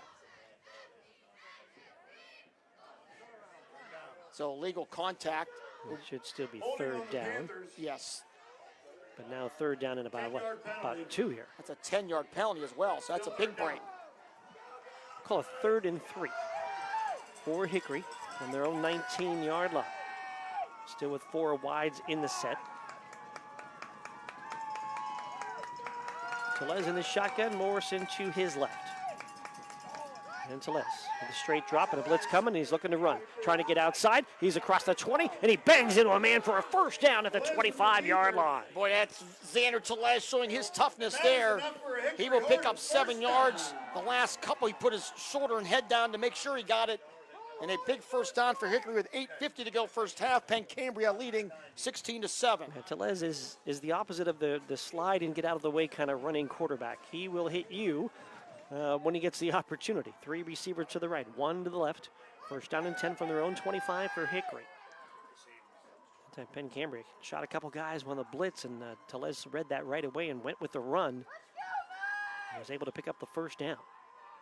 Morris in the back to the right of Tellez. And they will hand to Morrison with a run up the middle, 30. A stutter step at the 35. He's still on his feet outside of the 40. They're trying to rip the ball away. He stays up, but he's down at about the 43. A big 1st down run for Kelvin Morrison. Be a pickup of about 18 yards for Morrison. Morrison now with 53 yards on 8 carries and another 1st down for Hickory.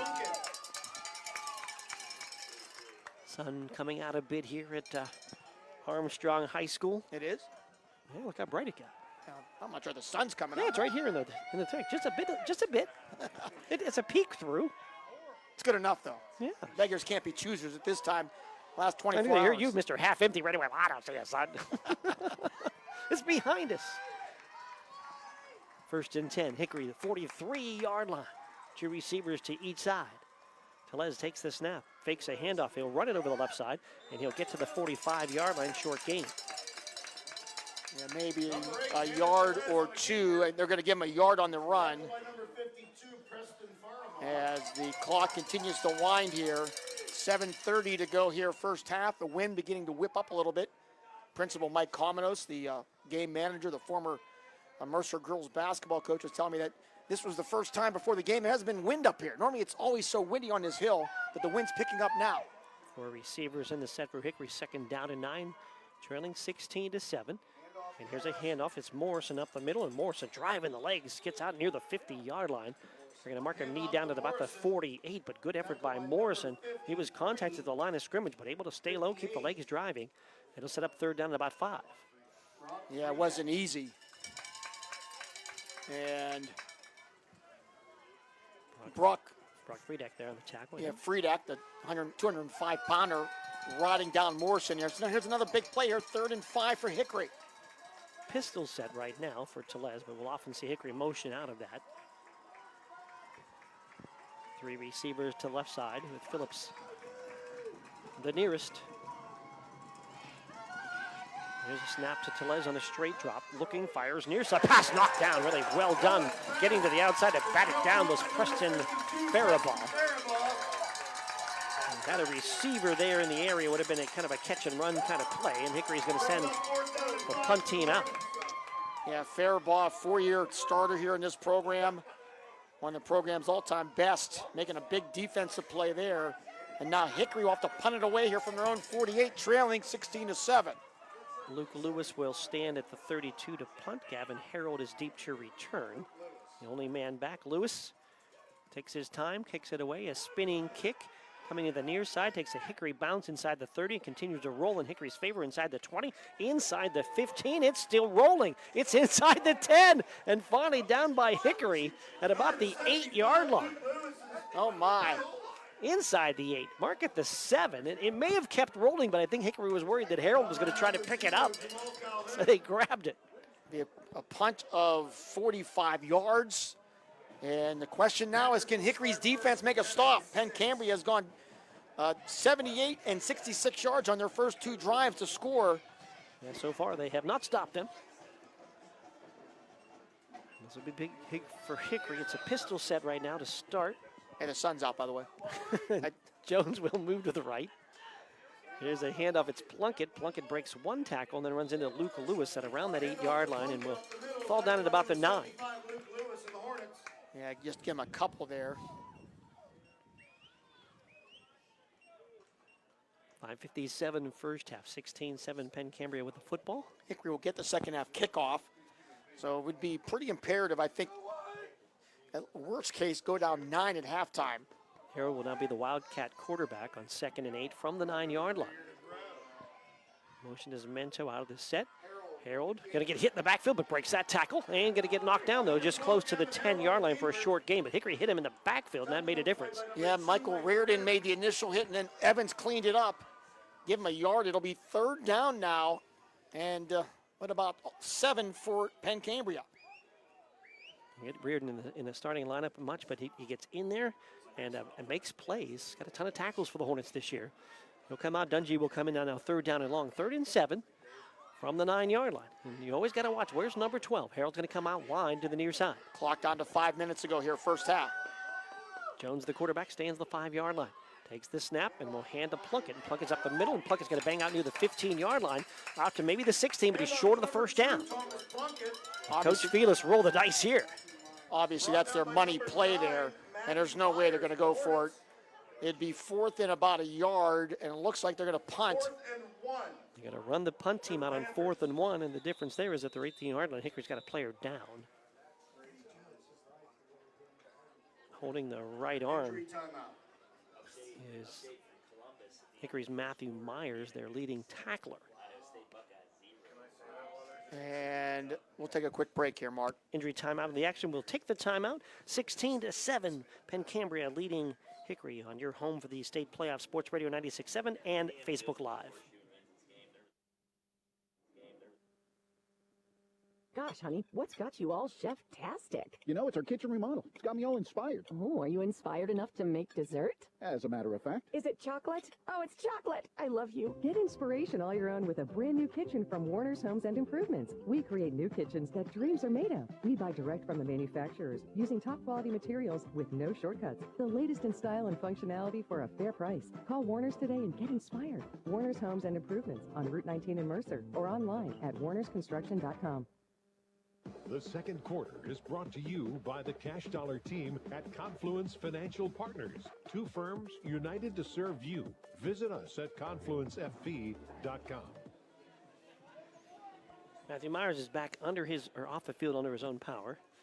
Still kind of holding that right arm gingerly, so we'll see if he's okay. Goes right to the bench and sits down. So he walked off, but it looked like it may have been some kind of arm or shoulder injury. We'll keep an eye on that. 4th down and 1.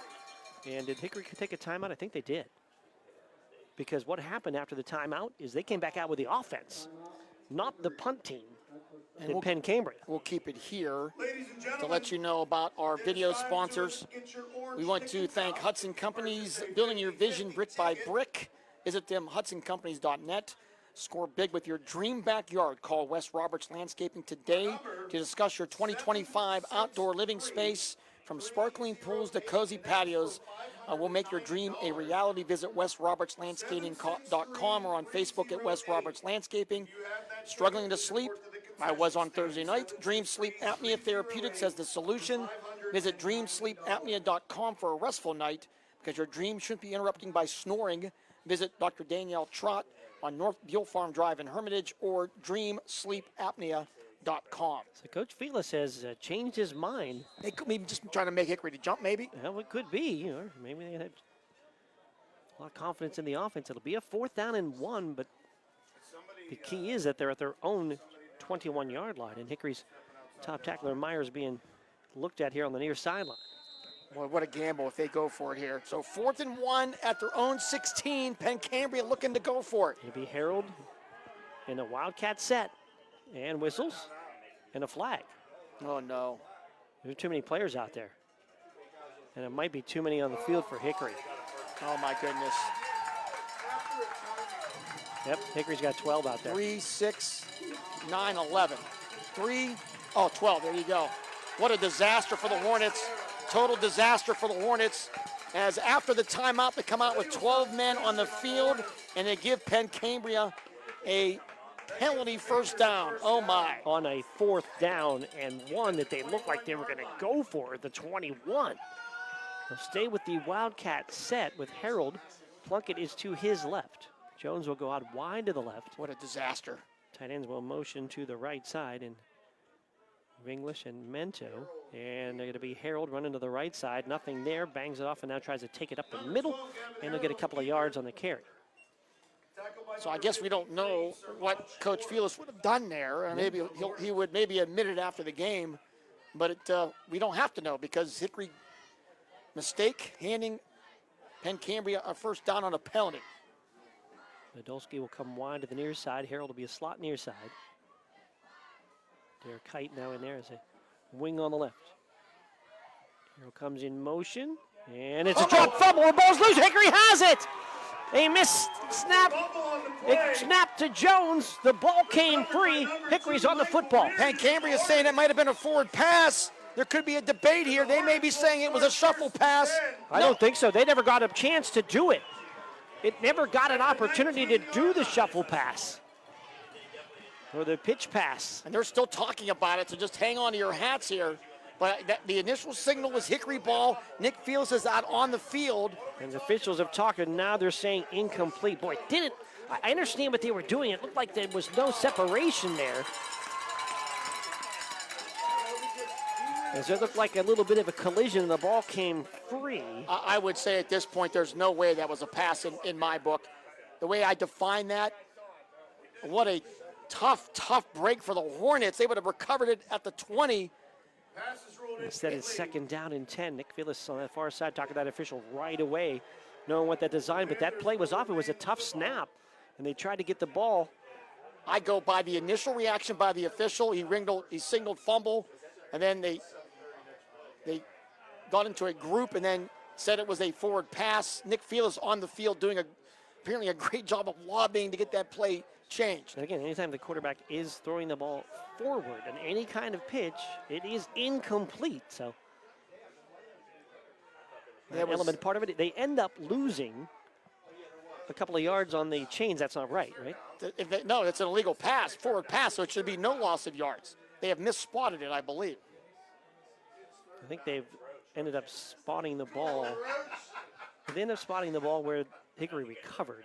So they need to move the ball. Which they are now. Back out to the 21. And it should be 3rd down on the incomplete. Correct. 3rd and 12 now. Not 12, but 10 once 3rd they and 10, adjust it. excuse Right? me. So once they adjust it from the 21-yard line. 3:57 to go first half, 16-7. Penn Cambria on top of Hickory. And again, they're still stretching chains and adjusting chains because after the original call, the chains moved because they had signaled Hickory ball. Now we're to 3rd down and 8. First down marker would be at the 29-yard line. 2 receivers left. And Jones to take a snap and a handoff. And getting tripped up, diving for a first, or close to a first down is Mento on his run up the middle. Did he get there? I think he did. He made a dive at the end of his run and going to move the chains for a first down run. Boy, tell you what, that's, I'll just say controversial call looming large right now in this football game as Penn Cambria another first down. 1st and 10 from the 29. Here's a pitch pass coming Harold near side, cut back at the 30 with flags all over the place. And across the 35-yard line, we may have an illegal block. Or I think it's a holding, I believe. We've got at least 3 flags down to sort this out. Looks like it is a hold, yep. Yeah, Xander Tellez was bear hugged to the ground there, so that will negate a nice play from Jones to Harold. 3:43 to go here in this first half. It is 16-7. Penn Cambria leading Hickory PIAA quarterfinals. 10-yard penalty, so it'll be first down. 6 flag on Penn Cambria, 6 on Hickory. And that will be moved back to the 19. After the hold, it will be 1st and 20. So 1st and 20 after the holding penalty. Penn Cambria moving right to left in the white jerseys with the black pants and the black helmet. Hickory in the black jersey with the red pants and the white helmet. Penn Cambria with the 16-7 lead, 3:37 to go here in the first half. Harold comes in motion, and it's a handoff up the middle. It's Mento gets hit in the backfield, springs free, and then dives forward across the 25. Out to the 26-yard line. Again, hit in the backfield. We've seen that a couple of times, but the Penn Cambria backs able to keep their feet, and that time was Mento, who gets positive yardage there and get a little bit back. Picked about 6 up. Ben Walls had a good angle on Minto, but then Minto spun there right at the end, made it more difficult, and now what?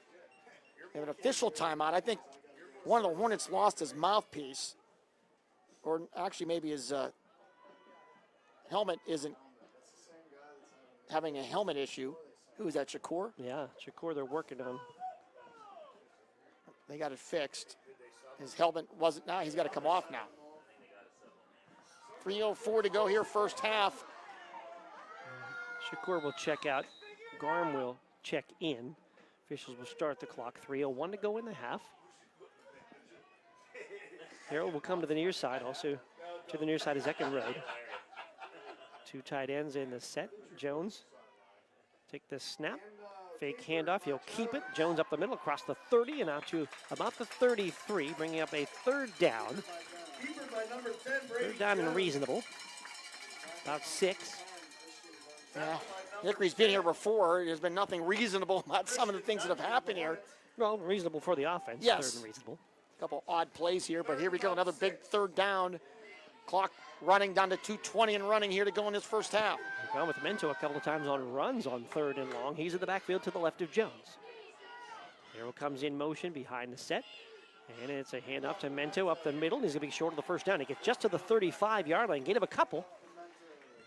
It'll be a 4th down from their own 35. And Shakur with a big tackle there, the big 282-pound junior. Clock down to 2 minutes.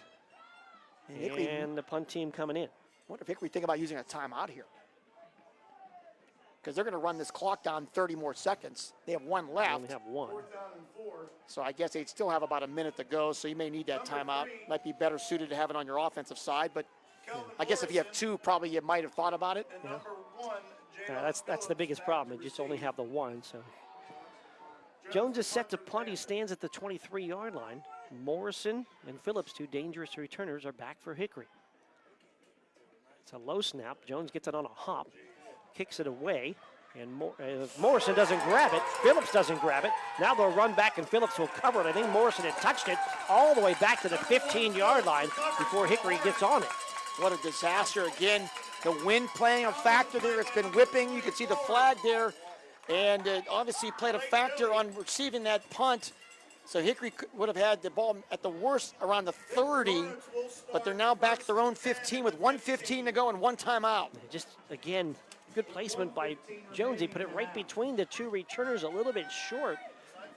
And they kind of made a reach for it, did Morrison, and it looked like he touched it because both Phillips and Morrison dashed after it immediately.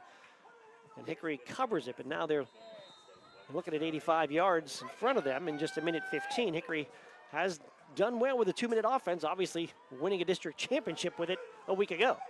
Hickory field position averaging 21-yard line here in this game. 4 wides in the set. Tellez with a straight drop. Will fire near side on the swing. Morrison with a catch at the 10. Cut back 15. Still on his feet 20. Spins at the 25 and down there. And that'll stop the clock for a moment to move the chains at 1:07. A lot of cases you want your running back to go out of bounds here to save clock, but with Kelvin Morrison, he can break it in any play, let him try to make it, and he almost did. And again, in high school, you get that clock to stop on the first down for that moment as well. Here's a snap back to Tellez on first down. Tellez loads up, going long, right side. Houston's out there, and he just overshot him by a couple of yards at the 40-yard line of Penn Cambria. Yeah, into the wind and still almost able to connect Xander Tellez to Khalil Houston, who was the hero last week. 52 seconds to go now in the half. It'll be 2nd and 10 for Hickory. He had got past his defender, did Houston, unable to connect again. Conditions make the passing hard sometimes. It's now 2nd down and 10 from their own 25 for Hickory, trailing 16-7 with 52 seconds to go in the first half. Tellez rolls to his left, looks, fires, pass caught, and not quite out of bounds was Bromley with a short catch, not quite to the 30-yard line. It'll be 3rd down. Bromley tried to dive out of bounds, but he was in bounds when he dove, so Hickory will have to use their final timeout mark. All right, timeout in action. We'll do the same with 41 seconds to go in the first half. And Cambria 16, Hickory 7. You're home for the state playoffs, Sports Radio 96.7 and Facebook Live. You're independent. So are we. We're a locally owned independent bank. Because of that, we make our loan decisions right here at the bank. You don't have to wait for some out-of-town loan committee to get together. We offer fast, quick answers on your loan requests. Mercer County State Bank. Member FDIC. Your community bank. Online at mcsbank.bank.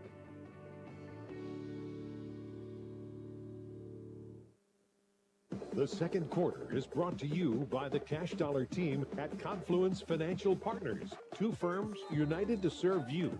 Visit us at confluencefb.com. Back to action. 3rd down for Hickory. Tellez back to pass. Rolls right. He is pressured and now throws it out of bounds.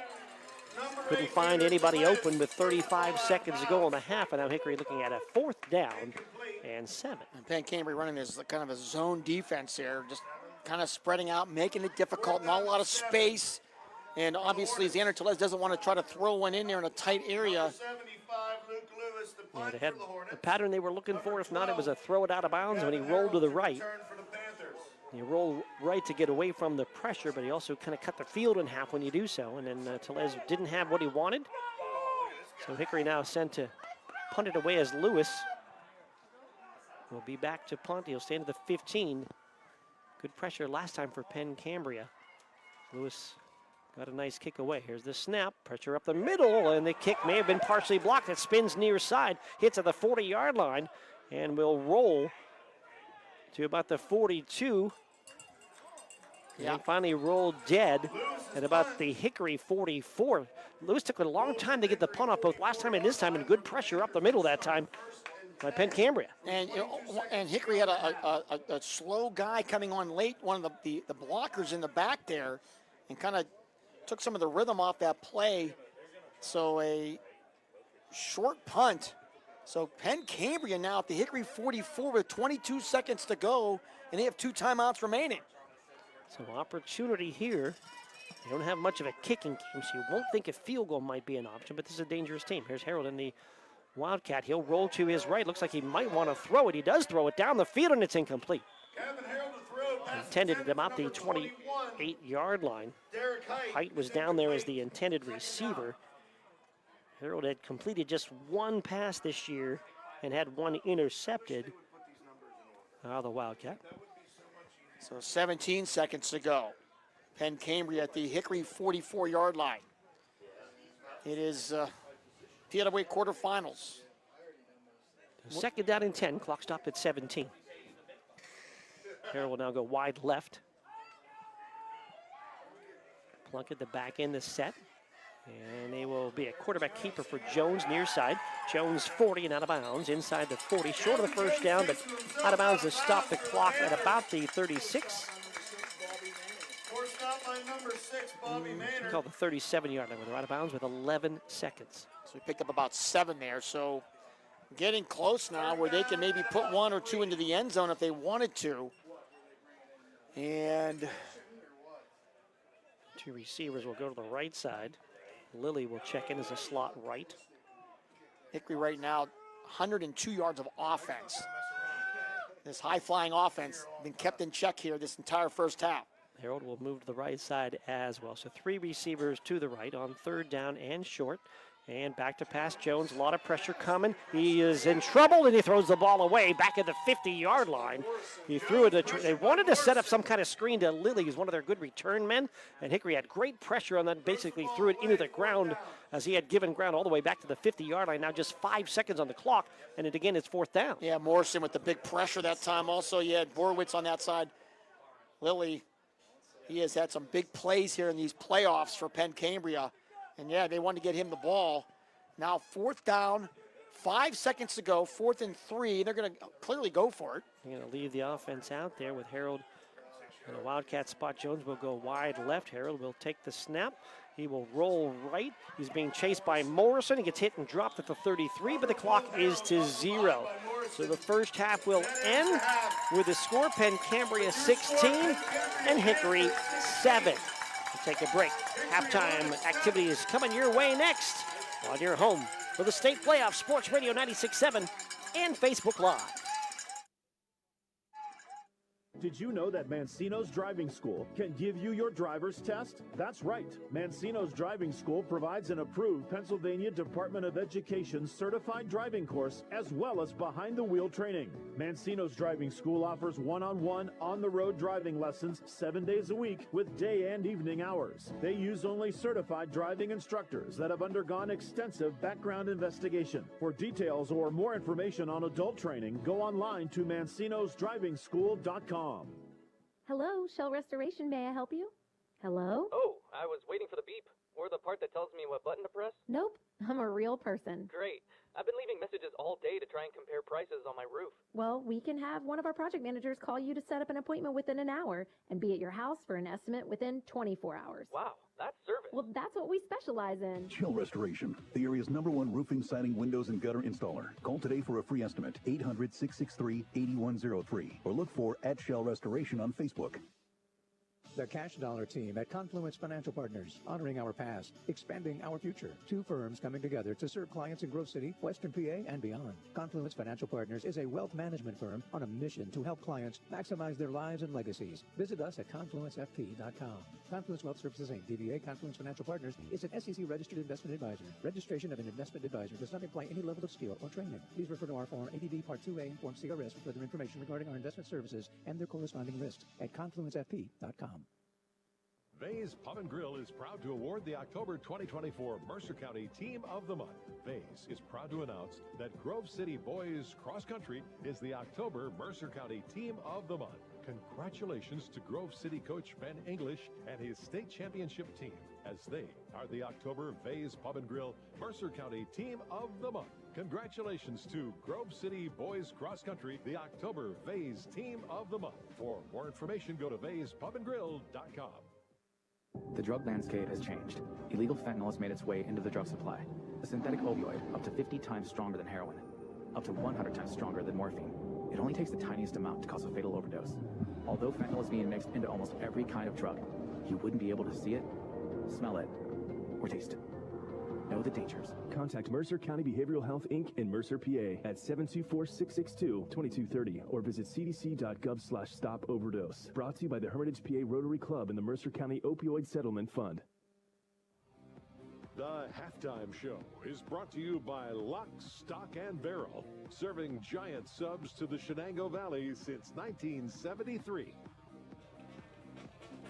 Mark Slazak, Bob Greenberg back with you. Penn Cambria band in the background as the Hickory Hornets and Penn Cambria battle in this PIAA quarterfinal matchup here in 3A from Armstrong. And it's Penn Cambria with a 16-7 lead here at the half. Yeah, it's been a tough first half. Hickory not used to being controlled pretty much here offensively in this first half. They had the one nice drive, their opening drive, but since then, not much to speak of. They had 62 yards in that first drive. Their last other two possessions, just 40 yards. And this physical Penn Cambria line, I think there's no question, has been the difference in this football game. It's been a good one, and again, both teams battling up front. A couple of big plays, a couple of long drives, and Penn Cambria with a 16-7 lead here at the half. Scoring looks like this. Brady Jones, a 4-yard touchdown run, capping a 16-play, 78-yard drive in 7:03. It was a Jones 4-yard touchdown run, and then he answered with a 2-point conversion run as well. Penn Cambria led 8-0. Hickory scores on the last play of the first quarter, capping a 9-play, 62-yard drive in 1:57. Calvin Morrison, his 26th touchdown of the year. Logan Stanford with a point after, and it was 8-7 Penn Cambria after one with 10:04 in the second quarter. Gavin Harold, 4-yard touchdown run, completes a 6-play, 66-yard drive in 1:56. Harold had a big pass completion of 37 yards in that play as well from Jones. And then Jones to Harold for the 2-point conversion, and that's where we are at the half. Penn Cambria 16 and Hickory 7. We'll take a break. We come back. Bob Greenberg will have the Lock, Stock, and Barrel halftime scoreboard report for you. And right here, 16-7, Penn Cambria leading Hickory on your home for the state playoffs, Sports Radio 96.7 and Facebook Live. My car does more than take me from here to there, and I expect my insurance to do more too. That's why I chose my agent and Erie Insurance. They offer first accident forgiveness and the service I deserve at a price I can afford. Your local Erie agent is Mailer Insurance. Get a quote today at mailerinsurance.com. Mailer Insurance, a Reinhardt's agency affiliate. Erie Insurance services are provided by one or more of the following insurers: Erie Insurance Company, Erie Insurance Property and Casualty Company, or Flagship City Insurance Company, home offices Erie, Pennsylvania, or Erie Insurance Company of New York, home offices Rochester, New York. An equal opportunity insurer. Imagine a bathroom that's not just a room, but a sanctuary. At Warner's Homes and Improvements, they believe in taking the time to get it right. That's why they are proud to introduce their bathroom installation service, where done in a day is a thing of the past. Experience the difference of a bathroom designed for you, not the clock. Visit Warner's Homes and Improvements on Route 19 in Mercer or at warnerconstruction.com. Warner's Homes and Improvements, where your bathroom is our masterpiece. Don't rush perfection. We wish you were dining with us. We wish you were dining with us. We wish you were dining with us. 'Cause the good stuff's right here. Celebrate the Holla Vase at Vase Pub and Grill. Check out Vase Christmas Bar and holiday drink features. Reservations are now accepted in the bar. Vase Pub and Grill, 3176 East State Street, next to FNB and Hermitage. Open Tuesday through Saturday at 11 a.m. When you're a grower, you know what it takes to thrive in the field. My bank understands and respects that. When you've got a financial partner working alongside you, it makes the days a little easier and the numbers all add up. My bank has experience when it comes to agriculture. My family's been doing business with them for a long time. I'm independent, and so is my bank. Mercer County State Bank. Member FDIC. Your community bank. Online at mcsbank.bank. A community is more than just houses, buildings, and streets. It's the people who live and work and contribute to making life for themselves and the people around them better. Attorney Bill Motor believes in the young people who are this community's future. Attorney Bill Motor would like to say good luck, good health, and best wishes to all the players, coaches, band members, and cheerleaders in today's game and throughout the season. Attorney Bill Motor, 2500 Highland Road, Hermitage. Hello, Shell Restoration. May I help you? Hello? Oh, I was waiting for the beep. Or the part that tells me what button to press? Nope, I'm a real person. Great. I've been leaving messages all day to try and compare prices on my roof. Well, we can have one of our project managers call you to set up an appointment within an hour and be at your house for an estimate within 24 hours. Wow, that's service. Well, that's what we specialize in. Shell Restoration, the area's #1 roofing, siding, windows, and gutter installer. Call today for a free estimate, 800-663-8103, or look for @Shell Restoration on Facebook. The halftime show is brought to you by Lock, Stock, and Barrel, serving giant subs to the Shenango Valley since 1973. We are at the half at Armstrong High School in Katanning, Pennsylvania. The PIAA quarterfinal game in 3A. Penn Cambria 16, Hickory 7. At the half, Mark Slazak along with Bob Greenberg. And here's Bob with the Lock, Stock, and Barrel halftime scoreboard report. Yeah, last night, in case you did not hear, the season of the Wilmington Greyhounds came to an end, facing a very tough Port Allegany squad. Port Allegany beats Wilmington 38-20. Wilmington started no seniors in some of the games during the playoffs this year. Will definitely be a force to be reckoned with next year. The last report we had in the District 7 1A championship, it was Clareton leading Fort Cherry 20-14. That is late third quarter. All the other games pretty much kicking soon, or I've already started at 1 o'clock, including Westinghouse. They're playing Bishop Guilfoyle up at Farrell High School in our backyard. And later here tonight, Central Clarion, they are playing here in against Cambria Heights in a game that was also supposed to be played this afternoon, but got pushed back to 6 o'clock here tonight. And, of course, the game right here on Sports Radio 96.7 at the half. It is Penn Cambria 16, Hickory 7. We are at the half. We'll take a break. More halftime talk when we return, plus the numbers from the first half. It's your home for the state playoffs. It's Penn Cambria 16. It's Hickory 7 on your home for the state playoffs. Sports Radio 96.7 and Facebook Live. Business potential with Hermitage Minuteman Press. From eye-catching designs to professional printing, Hermitage Minuteman Press are your local experts. Boost your brand with stunning business cards, brochures, banners, apparel, and more. The Hermitage Minuteman Press team ensures top-quality results with lightning-fast turnaround. Plus, their marketing solutions will take you to the next level. Elevate your image and stand out from the competition. Experience excellence in printing and marketing at Minuteman Press today. Minuteman Press, 3170 East State Street in Hermitage. Online at hermitage.minutemanpress.com or follow them on Facebook. Mention this ad and receive 10% off your first order. In 1973, Lock, Stock, and Barrel opened their doors and served their first of over 3 million giant submarine sandwiches. And they still serve 42 whole subs on 15-inch buns. Lock, Stock, and Barrel also has burgers, specialty sandwiches, wraps, gyros, salads, wings, and even breakfast. Lock, Stock, and Barrel is also a full-service deli. Party rings, meat and cheese trays, and cold veggie trays are all available. Open Tuesday through Saturday. Closed Sundays and Mondays. Gosh, honey, what's got you all chef-tastic? You know, it's our kitchen remodel. It's got me all inspired. Oh, are you inspired enough to make dessert? As a matter of fact. Is it chocolate? Oh, it's chocolate. I love you. Get inspiration all your own with a brand new kitchen from Warner's Homes and Improvements. We create new kitchens that dreams are made of. We buy direct from the manufacturers using top quality materials with no shortcuts. The latest in style and functionality for a fair price. Call Warner's today and get inspired. Warner's Homes and Improvements on Route 19 in Mercer or online at warnersconstruction.com.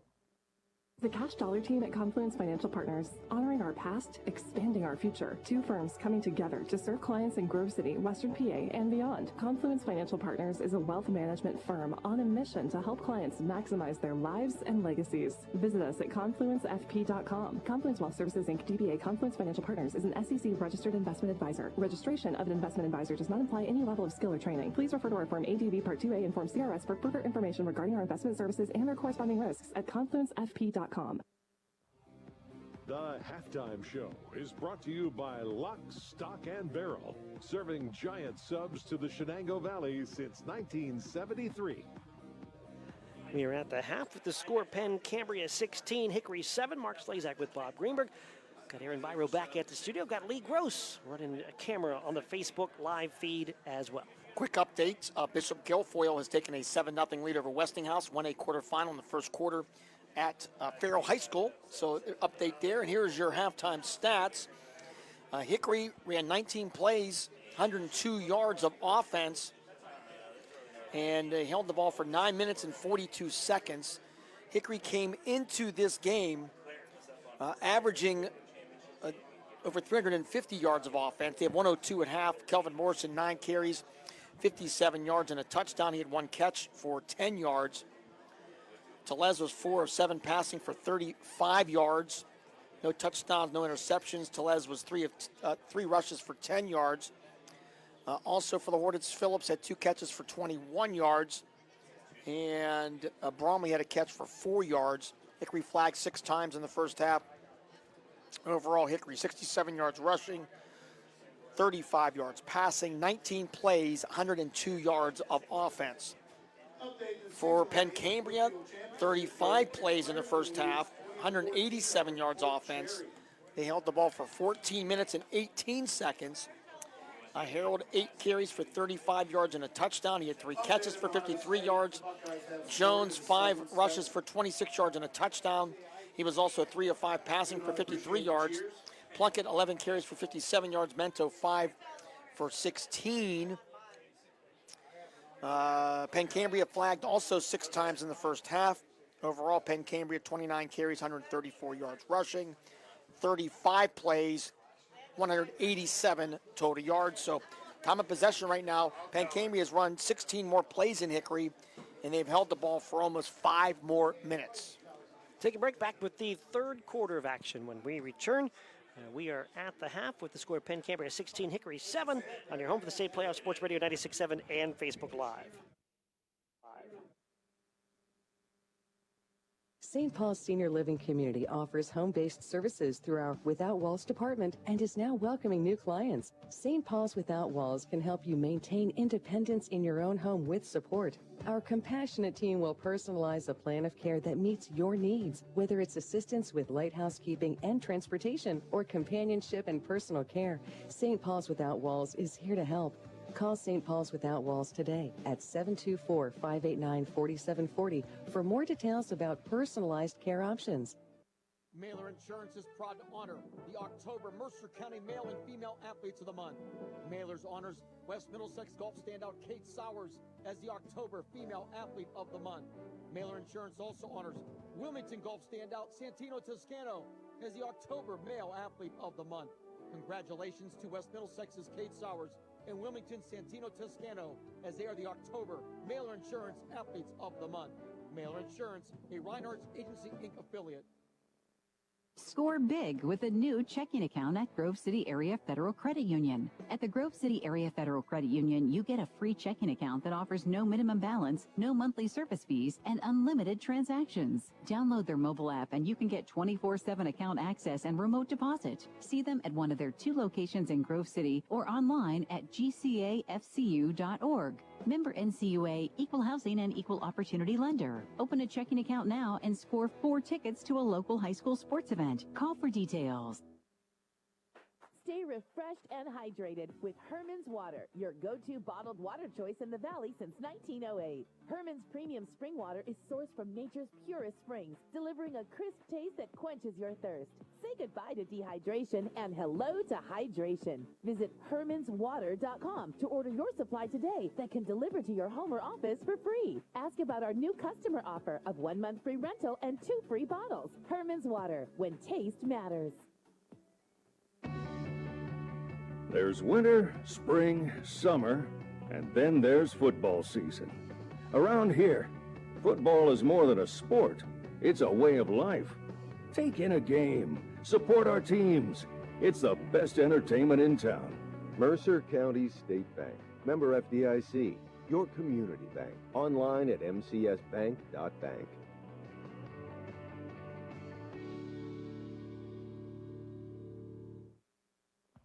The third quarter is brought to you by Warner's Homes and Improvements, making dreams come true since 1958. Right now we're at the half, getting ready to start third quarter here shortly. 16-7 Penn Cambria leads Hickory. Penn Cambria scored on their opening drive on a 16-play, 78-yard drive that's over 7 minutes, and a Brady Jones touchdown run plus the 2-point conversion. Hickory answered, got a touchdown and kicked their extra point to make it 8-7 on a Morrison 6-yard run. Stanford's kick And then Harold scored on a 4-yard run, another 2-point conversion for Penn Cambria. That's the difference as Jones hit Harold with the pass after the Harold 4-yard run, and it's 16-7 Penn Cambria.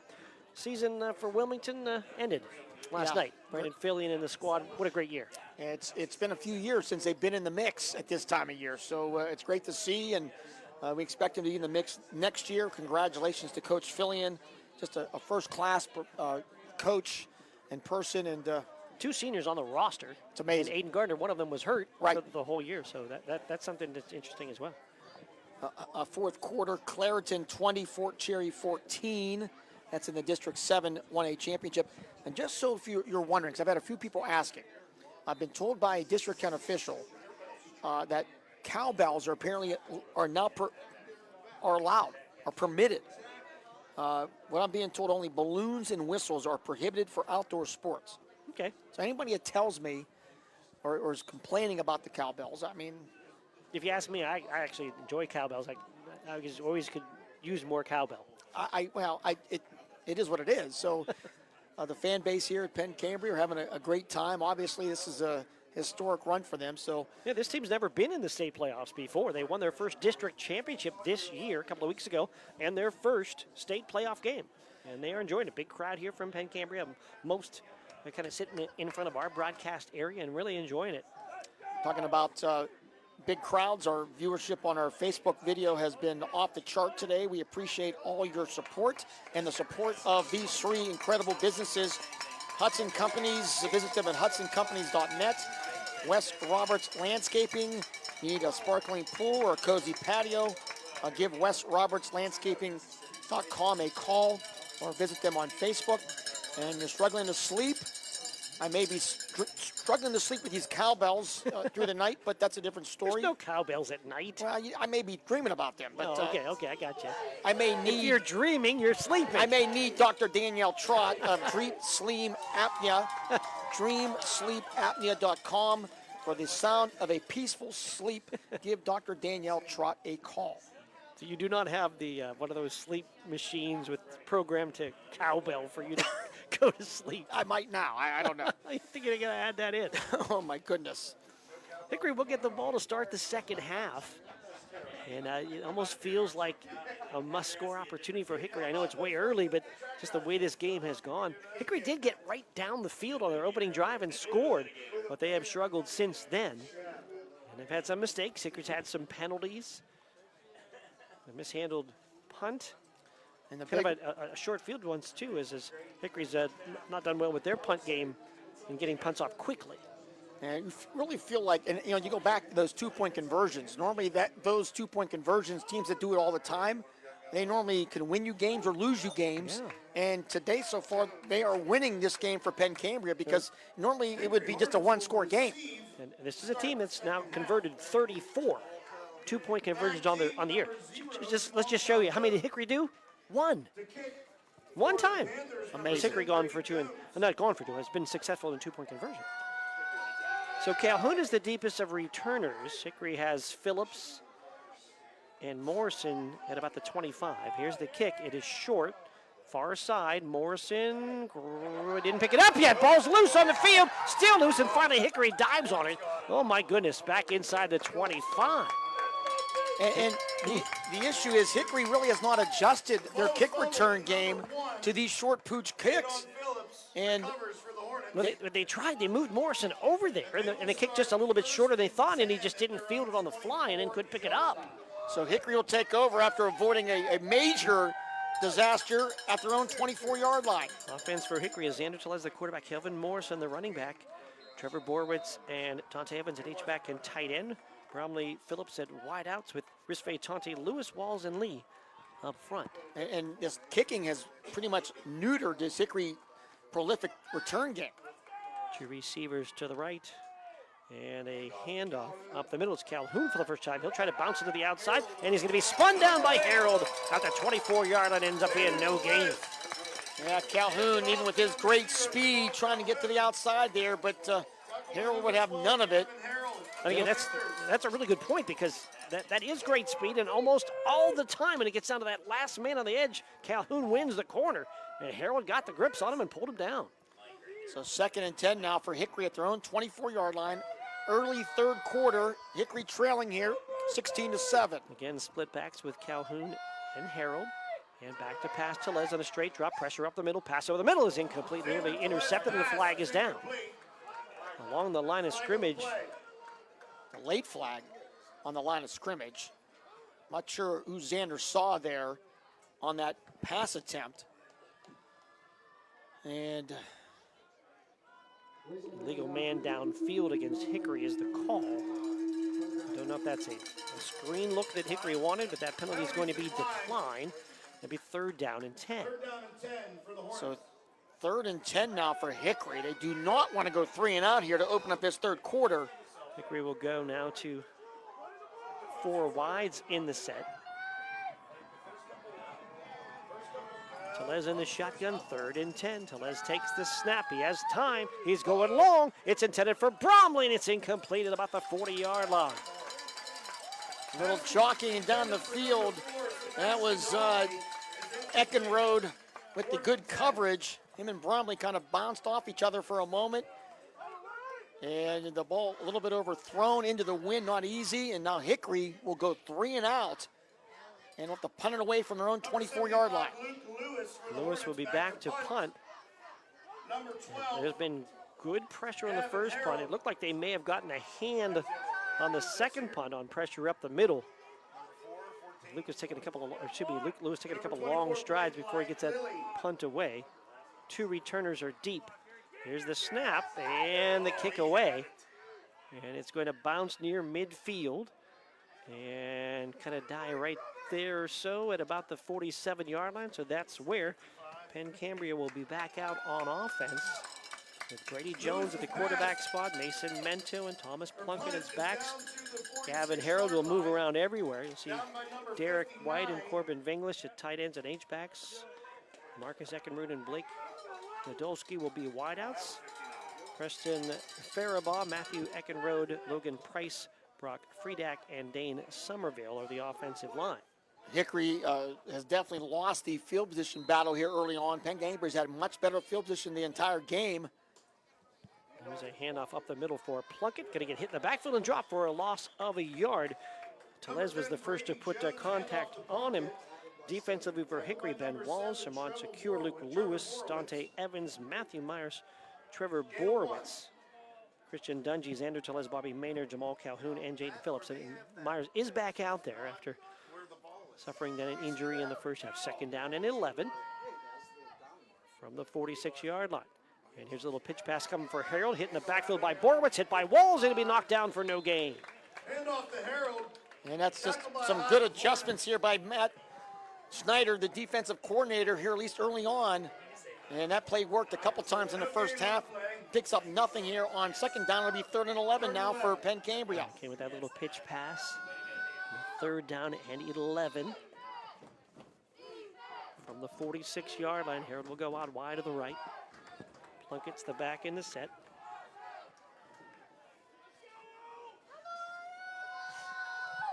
Couple of tight ends to that left side, Mentos to the left side as well. Really a big play here early on. They'll shift the power to the right side on 3rd and 11 from their own 46. And back to pass, rolling right Jones in trouble, throws it away near side. There's nobody over there. Should be intentional grounding. Did it get outside the box? He may have. He got just outside of the box.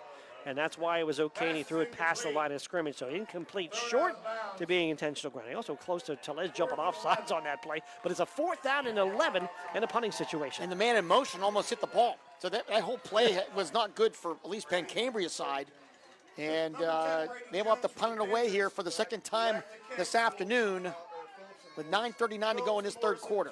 Phillips and Morrison deep. Snap is short, fielded, fair catch called for, and now running is Phillips. And now we got trouble. Oh my. It looked like he called fair catch and then he caught it and ran, and there's a flag. Oh my. Hickory return game has just struggled in like every way possible. Phillips had room to run. He gave a fair catch and then changed his mind. Well, you can't take it back. Officials now conferring with a flag on the field. The flag is sitting at the 31 of Hickory. So now the question is, did Phillips call the fair catch or did Phillips did, okay. I just was thinking. Phillips was the one that waved his hand. And that would be an interesting, what is the rule on that? Fair catch for one guy, is it a fair catch for the other guy? Well, Phillips ran the ball too, so it was the guy that called it. It was the guy that ran it. Invalid fair catch signal, so it's a procedure call against Hickory. 7 flag on the Hornets. Another be first down, but yeah. Just another tough flag for Hickory. Phillips looked like he was going to get maybe a 10 or 15-yard return there. But again, he was the man that waved it off, and so he changed his mind, but you can't untake the fair catch. And flag came in, so Hickory will start the drive. Have they even marked this penalty yet? Yes, should be at the 26. All right, so they now put the ball down at the 26-yard line. For Hickory's start. 2 receivers to the near side, 1 to the far side. Try to go down the field a couple times, has Tellez, but it's a windy day. Unable to complete on a couple of those long balls. And they're going into the wind now. 2 right, 1 left, a wing left as well. The wing is Borowitz, comes in motion. And it's a handoff. Morrison, room to the outside. 35 with a cutback, and we'll be down at about that 37, maybe the 36-yard line, close to a first down. They're going to give him the first down. The chains are going to move. A lot of room that time. Good blocking on the near side for the Hornet offensive line. Allow Morrison to get that right edge and move the chains. 36-yard line. One thing that we've talked about, anybody that plays Hickory, they better be a good tackling team. And so far, Height with a great tackle there in open space on Morrison. Bromley left, 2 receivers to the right. Morrison the back. He's to the left of Tellez. 1st and 10 from Hickory's 36-yard line. Tellez takes the snap, fakes a handoff. Tellez wants a run and will struggle to maybe get back to the line of scrimmage. By the time he pulled it out, it probably would have been a better idea to hand it off to Morrison. Had room on the outside, but dropped down there for, looked like no gain. Really had to work hard to get back to the line of scrimmage. Yeah, nothing there. And well-read play by this Panther defense. 8:38 and a running clock to go here, 3rd quarter. Hickory trailing to Penn Cambria 16-7. Wiener and Bromley will go to the left. Phillips to the near side. Borowitz near side as well. 2nd down and 10. Shotgun, handoff. Morrison up the middle through a hole at the 40. On his feet, backpedaling across the 44 and out near the 45. Looks like he's going to be about a yard short of the first down. 9 yards there for Morrison. He's up to 76 now on 11 carries. And now we'll give Hickory a much more manageable opportunity here to convert this. Sure, 3rd down and 1 in a spot on the field where you might even have 2 plays to get the yard if you want to. Near midfield. Hickory will send 2 receivers to the left. Phillips to the right. Tellez has Morrison on his left hip. Hickory trailing 16-7 to Penn Cambria. 3rd quarter action, 3rd and 1. And it's a handoff for Morrison. Hit at the line of scrimmage. Tries to bounce it outside. He's in trouble. He's all the way back to the 40 and thrown down. Morrison tried to get it through the middle there, but got stood up and was miraculously able to get away from that and then bounce to the outside, and then he got run down by a variety of Penn Cambria players, including Blake Lilly. It'll be a 5-yard loss and 4th down and 6 now for Hickory. When they bounced it to the outside, there were 3 guys waiting for Morrison. He had no chance. Sebastian Bromley now to punt for Hickory. Splits time as the punter with Lewis. Harold back to return. And Bromley with a high kick.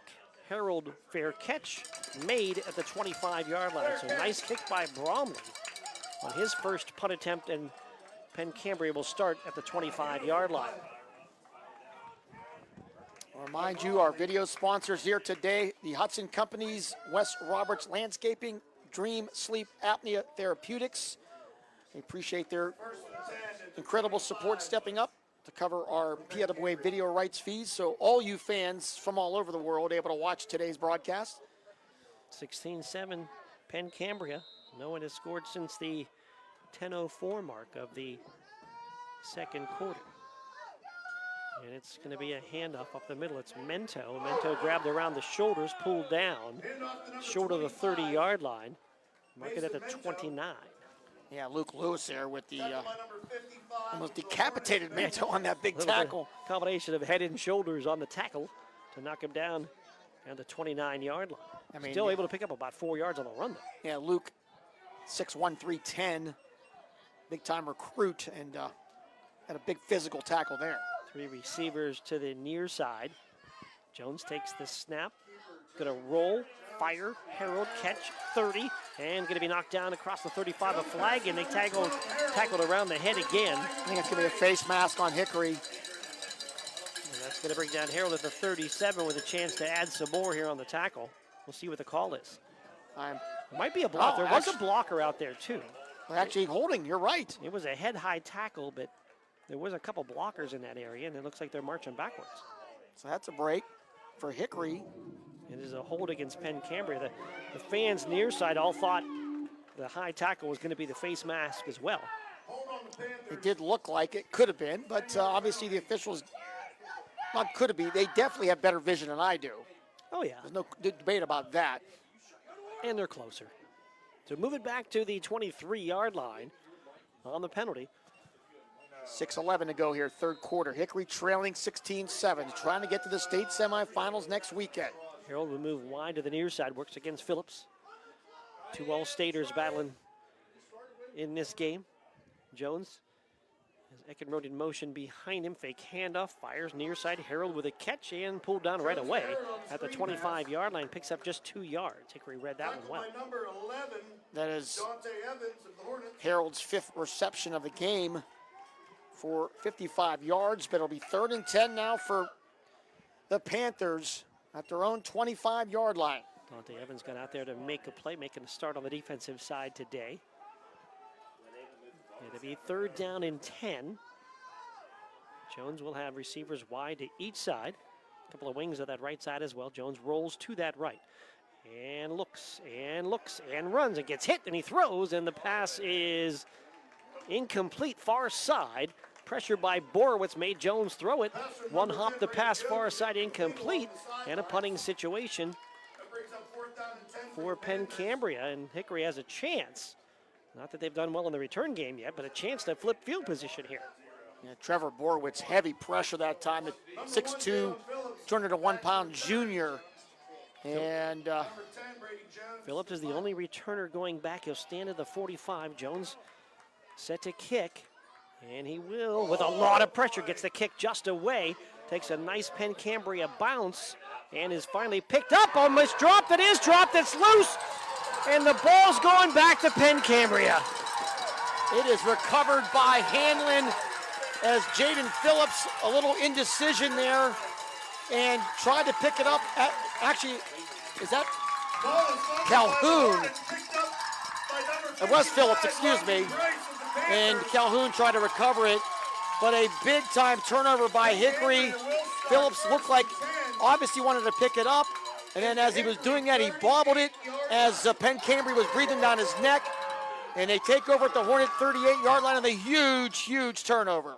There's a snap, and it's a wildcat, and it's near side. It's Harold across the 30, inside the 30, down to the 26, where he's banged out of bounds. It's a first down run for Gavin Harold. Really been unbelievable how the Hickory return game has been non-effective at all here tonight. And it's been rough. Actually worse than effective. They've had mistakes, which is that one right there. And it's normally an exclamation point, and it has been rough on all levels in the return game. It's a 1st and 10 for Penn Cambria. And a handoff to Plunkett, right side. And Plunkett to the 25. And that was an opportunity. And Hickory went for the block there, Bob, too, and nearly blocked that punt. Jones just got it away. And Hickory had a chance to, maybe flip field position, but the turnover gives Penn Cambria the ball now at the 25-yard line, 2nd down and 9. And the thing we talked about in the pregame, Hickory has only had 7 turnovers all season, an incredibly impressive number. Harold is wide to the near side. And here's a handoff, and it's Mento's near side, and Mento going to run it down to the 21-yard line, where it'll be 3rd down and about 5. Pretty clear right now. Hickory down 2 scores. And just the way this game is playing out and how good this Penn Cambria defense has been, going down 3 scores could be not good. Down 16-7 at this moment. 3rd down and 5. In the shotgun, Jones takes the snap. Fake handoff. Quarterback draw. He's in trouble going down back at the 25. They'll give him progress to the 23 and a flag comes in. Oh my goodness. Ben Walls with the sack, but a late flag there at the end of that play.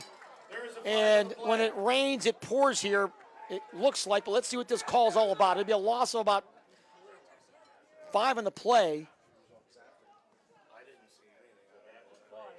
Now we'll see, was there a penalty after the play? Where even was it? The flag came after the play looked to be over. Flag is sitting back at the 28. Dead ball foul. Dead ball, unnecessary roughness against the Hornets. I'm not even sure what that call was. It was basically a tackle on the quarterback. I am not sure. I do not know what that call was. Walls tackled the quarterback, but I'm not sure what else happened at the end of the play, but nothing that we saw would reach to that level, but a huge call against Hickory, and now they're down to the 12-yard line. And 1st down. Here's a snap to Harold. Harold will leap over one of his own men and go down to the 8-yard line, picking up about 5 on the play. It's a huge defensive play for the Hornets as well.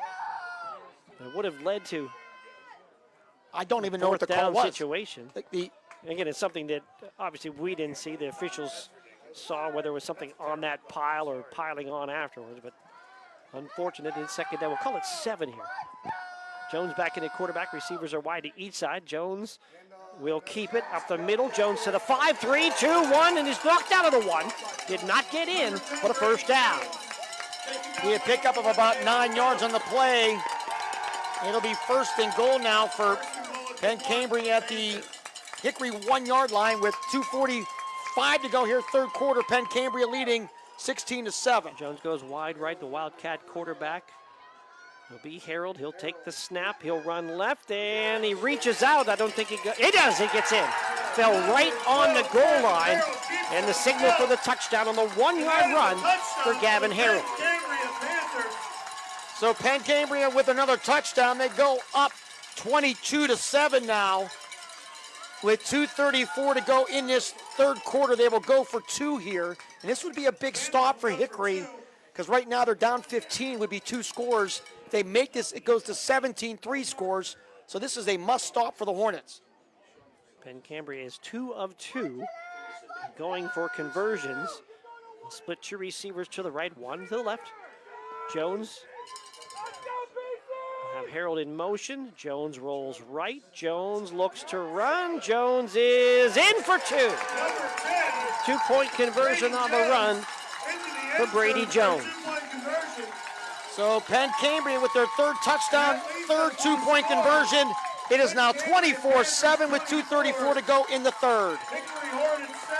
Taking advantage of the fumbled punt return, turning it in for the touchdown drive. And with 2:34 to go in the 3rd, Penn Cambria 24, Hickory 7 on your home for the state playoffs. Sports Radio 96.7 and Facebook Live. Just a room, but a sanctuary. At Warner's Homes and Improvements, they believe in taking the time to get it right. That's why they are proud to introduce their bathroom installation service, where done in a day is a thing of the past. Experience the difference of a bathroom designed for you, not the clock. Visit Warner's Homes and Improvements on Route 19 in Mercer or at warnerconstruction.com. Warner's Homes and Improvements, where your bathroom is our masterpiece. Don't rush perfection. The 3rd quarter is brought to you by Warner's Homes and Improvements, making dreams come true since 1958. So Penn Cambria takes a 24-7 lead, 33rd touchdown of the year for Gavin Harold, 2-point conversion run. 7-play drive, 38 yards after the fumble punt, and a drive of 2 minutes and 39 seconds. And now a 24-7 lead for Penn Cambria. Jones to kick off. He's only going to take a couple of steps before he kicks it. And it's a line drive kick, fielded into the middle of the field at the 31-yard line by Dungy. trying to get to the outside, and he can't. Now he's in a turn direction, come near side, giving ground all the way back to the 25 with flags on the play. Well, that's happened a couple times for Hickory on a return where they had yardage and then try to get it to the other side, and they just cannot beat the speed on the coverage teams of Penn Cambria to get back the other way. Gave up a lot of yardage, and there was a flag as well. Ball spotted at the 25, and let's see what the flag is. It's a Hickory hold. Like I said, when it rains, it pours here on Hickory. This 17-point deficit mark is the largest deficit Hickory has had all season. They trailed to Sharon, of course, losing their first game to Sharon back in September, and then trailed 31-23 by 8 to Sharon last week, but 17 is their largest deficit. Two receivers to the right, Bromley wide to the left. Hickory from their own 15 after the penalty. Telez rolls to his right, fires, pass in the flat, caught by Phillips, and the ball pulled out. Phillips was struggling, pulled out. Penn Cambria might be on the ball. The officials are unpiling. It is Penn Cambria ball. A completion and a fumble and a turnover. Another turnover for Hickory. And you said Phillips is trying to make a football play there, and the ball got stripped out of his hands. Recovered by Penn Cambria at the Hornet 21-yard line. 2:17 to go in the third quarter, and it is getting dire now for Hickory and their chances of moving on to the state semifinals. Second turnover of the third quarter for Hickory. Short field for Penn Cambria. Their offense back out there. They'll start from the 21-yard line.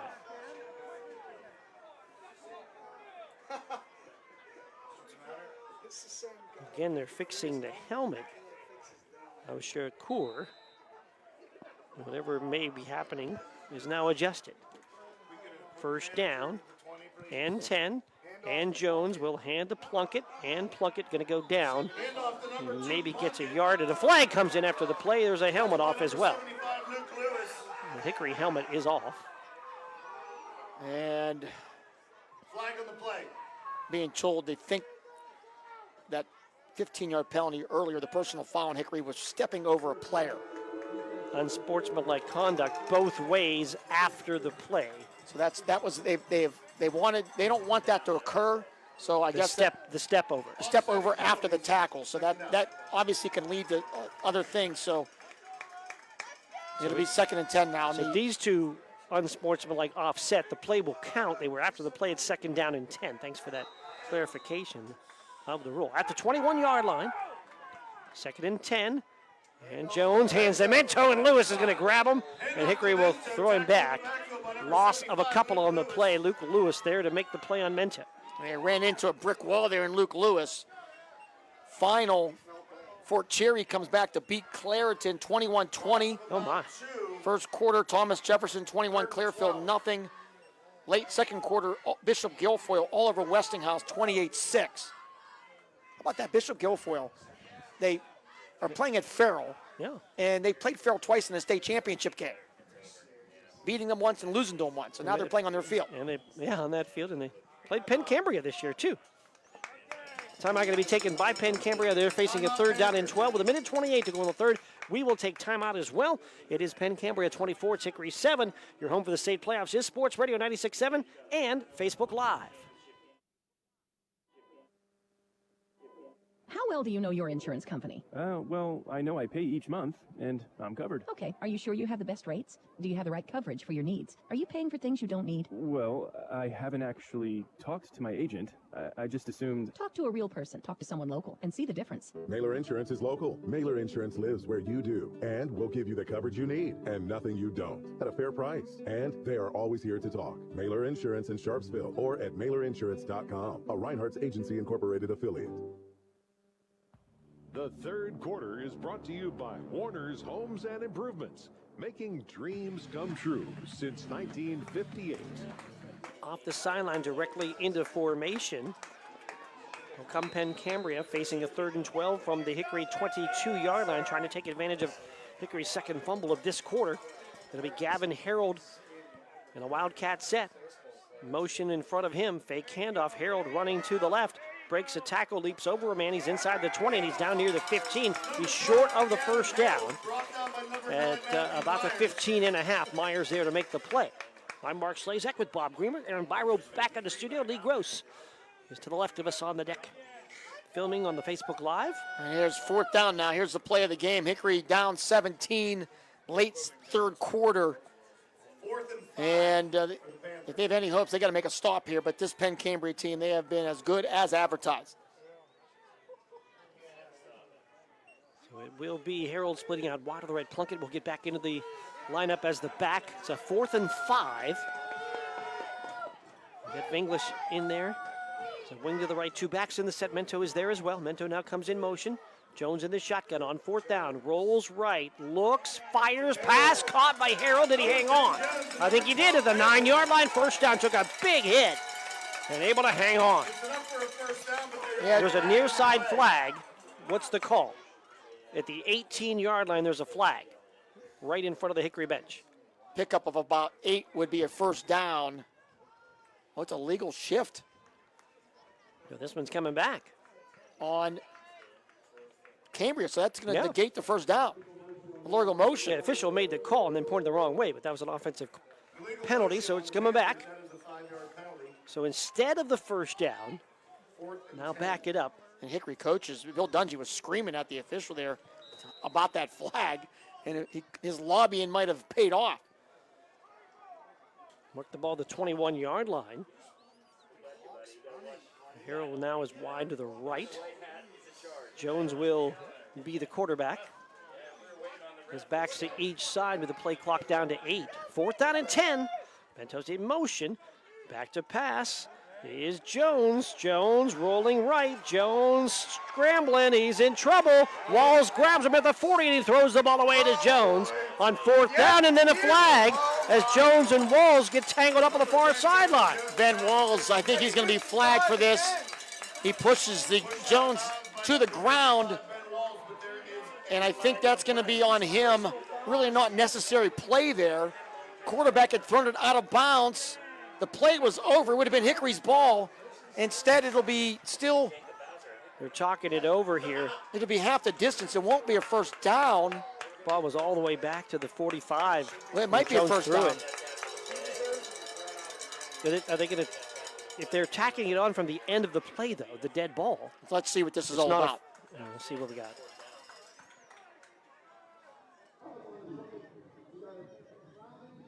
A grounding. Probably didn't reach the line of scrimmage.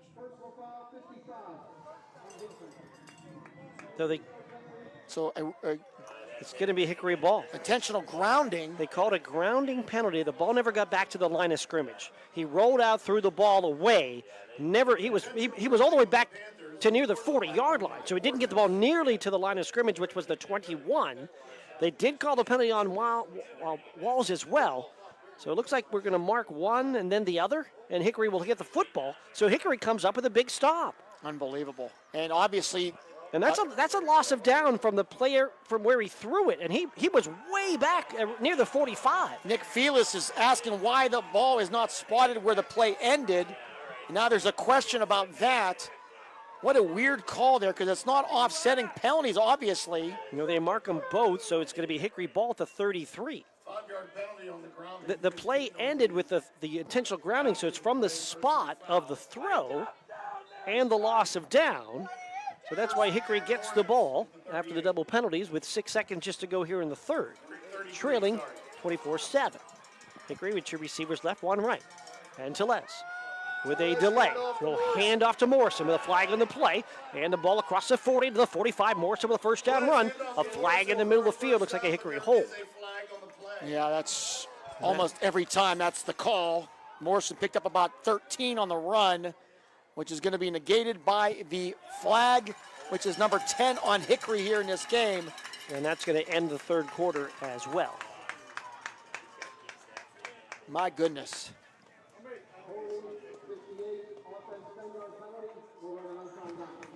Untimed down will run with a penalty. So the penalty on the offense, untimed down. I thought that was only on the defense. I thought so too. That's what he announced. because at this point it's 1st and 20. That is the end of the third quarter. It is not the end of the third quarter. The official said they're going to run an untimed down. Two receivers to the right, one to the left. So run the one untimed down on 1st and 20. And it's going to be a handoff to Morrison. Morrison with a cutback at the 20, going to be pulled out. English there to knock him down at about the 23-yard line. And now that'll end the third quarter. We have played 3. It is Penn Cambria 24. It is Hickory 7. We're back with more in a moment on your home for the state playoff, Sports Radio 96.7 and Facebook Live. Is seeking compassionate individuals who love to help others and who will nurture meaningful relationships with the clients we care for. Parents with school-age children, college students, retirees, or anyone seeking a role that fits around their life will find this opportunity especially rewarding. Visit stpaul's1867.org/join our team to apply for a companion or care partner position with St. Paul's Without Walls home-based services. St. Paul's is an equal opportunity employer.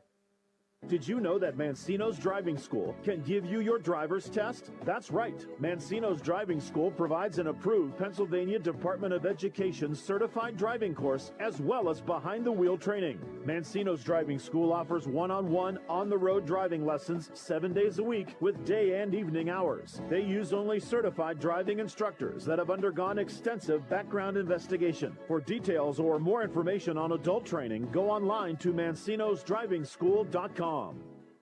The fourth quarter is brought to you by Shell Restoration, the area's #1 roofing, siding, windows, and gutter installer. 24-7, the lead for Penn Cambria as we start the fourth quarter. Mark Slazak along with Bob Greenberg from Armstrong High School. Hickory second down and 10. That's more than 10. Second down and 20. Back to pass is Teles. Looking over the middle, fires it. It's a jump ball near side, and it is intercepted. Eckenrode's going to intercept it at the 50-yard line. What a catch. Unbelievable interception there. It was a jump ball with Khalil Houston, and Eckenrode got the inside position. And what, the third turnover on Hickory in this game? They came in with 7 on the entire season, and this might just end their season. Marcus Eckenrode, the 5'9" senior, had great position on the field and made a play. Hickory's third turnover of the second half, and the ball to 50-yard line.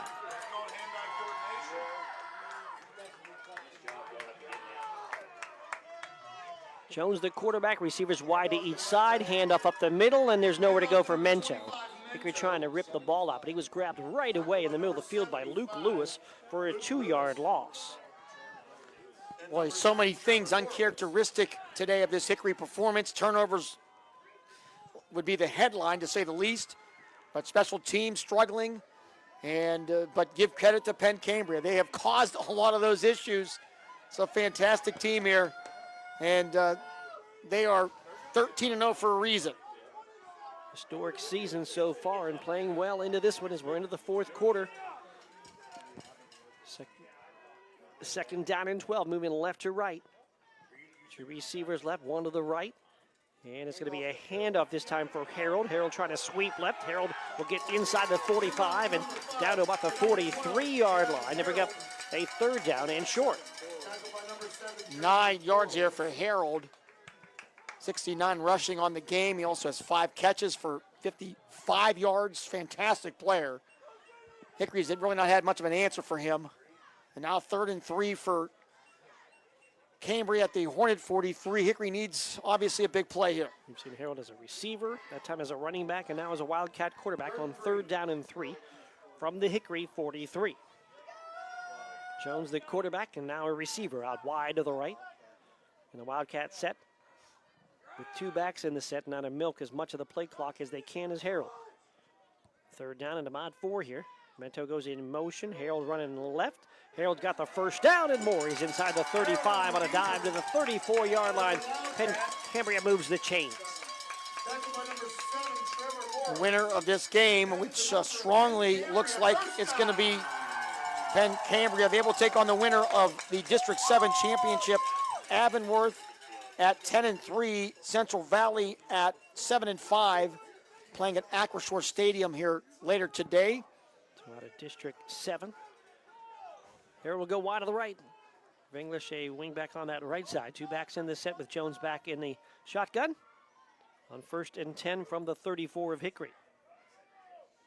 Jones will take the snap. He'll hand off. It's Mento near side. He'll jump over a man. Head-to-head collision with Maynard at the 30-yard line. Hopefully both guys are okay there. Boy, they hit helmet to helmet. Both like at the crown of a helmet on that play. Yeah, that's not one you want to see for anybody rooting for either side. That's a dangerous tackle there. Fortunately, looks like everybody's okay. The back judge checking with Maynard, see if he's okay. And Mento 2nd down and 6. Went off to the sideline. Looks like he was okay, though. He ran off quickly. Clock's still running. We're almost down to 9 minutes to go in this football game. Hickory trailing 24-7. 2nd down and 6. Two receivers left, one to the right.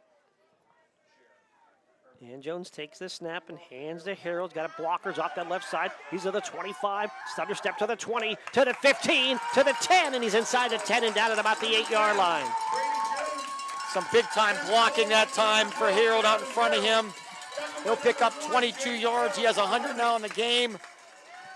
And this Penn Cambria fans better put their cowbells away and get them ready for next week. I don't think they want to put him away till this one's over. They're having a good time right now. 24-7. The Penn Cambria lead now. 1st down and goal from the 8-yard line. Two receivers to the right with Harold in that slot right. Thomas Plunkett back in as the back. He's to the right of the quarterback, Brady Jones. Using as much play clock as possible now. Here's a handoff to Plunkett, left side, hit at the 8 and going down. May have lost a yard on the play. Handoff to number 2, Thomas Plunkett. An offensive line of By number 9, Matthew Myers of the Preston Farabaugh, Matthew Eckenrode, Logan Price, Brock Friedak, and Dane Somerville. Lost a yard on the play. Done a great job for Penn Cambria, allowing various backs to be successful. It's a 2nd down and 9 from the 9. 24-7 Penn Cambria with the lead. 7:38 to go.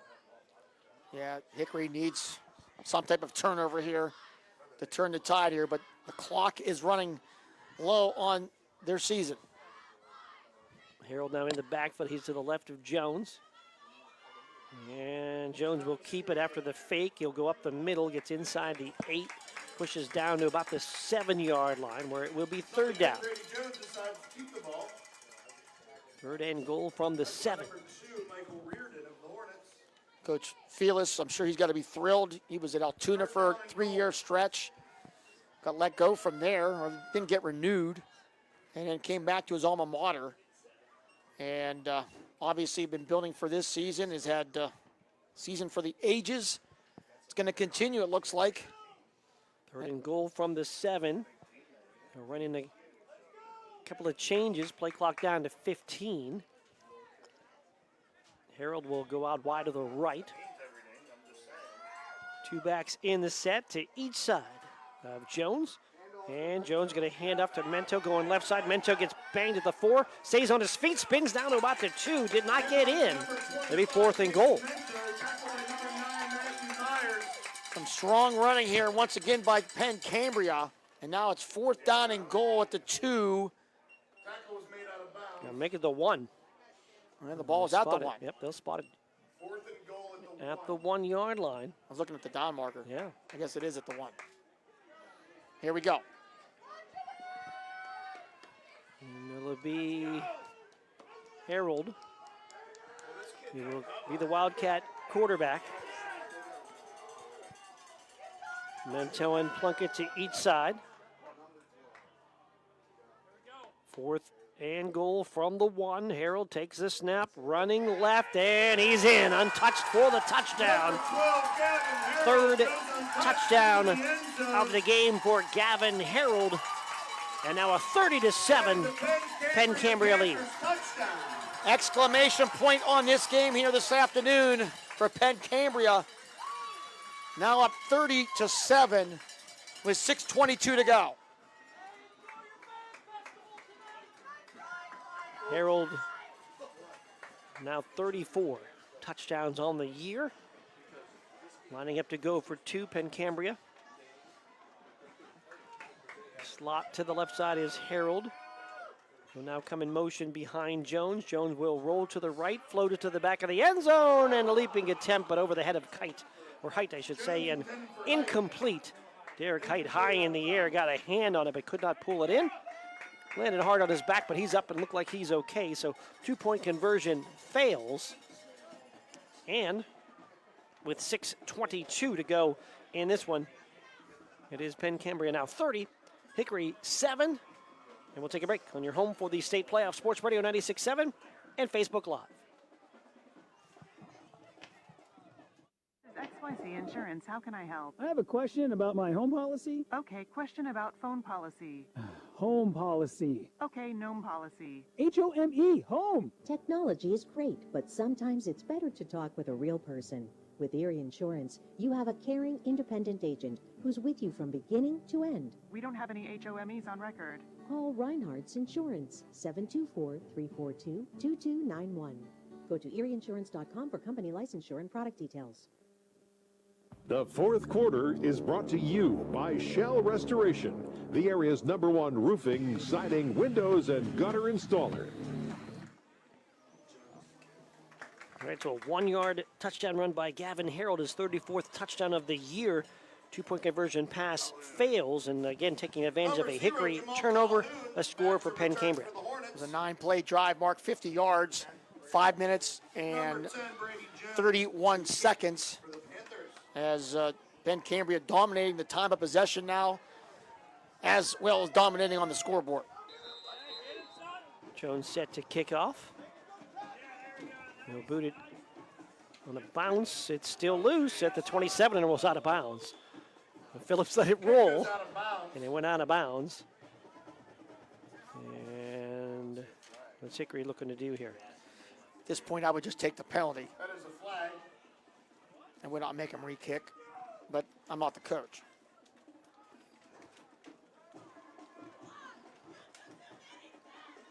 And what is the decision here? They're all huddled around Coach Dunsey. And it looks like the offense is coming out. So add 5 to the play as they set the ball chose not to re-kick. at the 35. That's where it'll be spotted on the penalty. Hickory has a lot of players returning next year, but losing Xander Telez, their outstanding quarterback. And linebacker as well. 2 receivers left. Telez back to pass. Looking near side. Pass in the flat. Incomplete. Intended for Morrison. He got kind of spun around the ball over his left shoulder, and he couldn't kind of reach back and get it, so incomplete. Second down and 10. Other seniors, including Michael Reardon and Bobby Maynor, Khalil Houston, the kicker Logan Stanford, Walls and Lee, Joey Garm, Flickinger. I mean, so that's a pretty good senior class. 2nd and 10 for Hickory from their own 35. There's not been a lot of time for Telez to think about it when he does get back to pass. He's back now, looking, and gonna get hit and gonna get dropped. It was Mento on the play, leads the team now with 12 and a half sacks. And Telez just had no chance there. He'll lose about almost 5 yards. It'll be 3rd and 15 now. Mento at 6'1", 200, the senior, rush off the edge and spun back in. As Telez thought about maybe running up the middle and run right into Mento, and knocked him down for a loss on the play, 3rd down and 15. 4 wides in the set. Telez on the delay handoff to Morrison, 35, 40, 45, 50, and down with a 1st down on the run on 3rd and 15. Gets down to the 48-yard line of Penn Cambria. 21 yards here for Morrison. That's his best run of the afternoon as Hickory into Penn Cambria territory at their 48. Pushing 100 yards now, too, for Morrison on the run of the first down and 10 from the Panther 48. Back to pass is Tellez, and he's going to go long near side. It's intended for Bromley, and it's a jump ball. It's incomplete. Both Bromley and Eckenrode there to fight for the football, and it's knocked away. Marcus Eckenrode, who had an interception in the last series, knocks that one away. Second down and 10. Yeah, it was just a good battle there for that ball. Eckenrode with good position once again.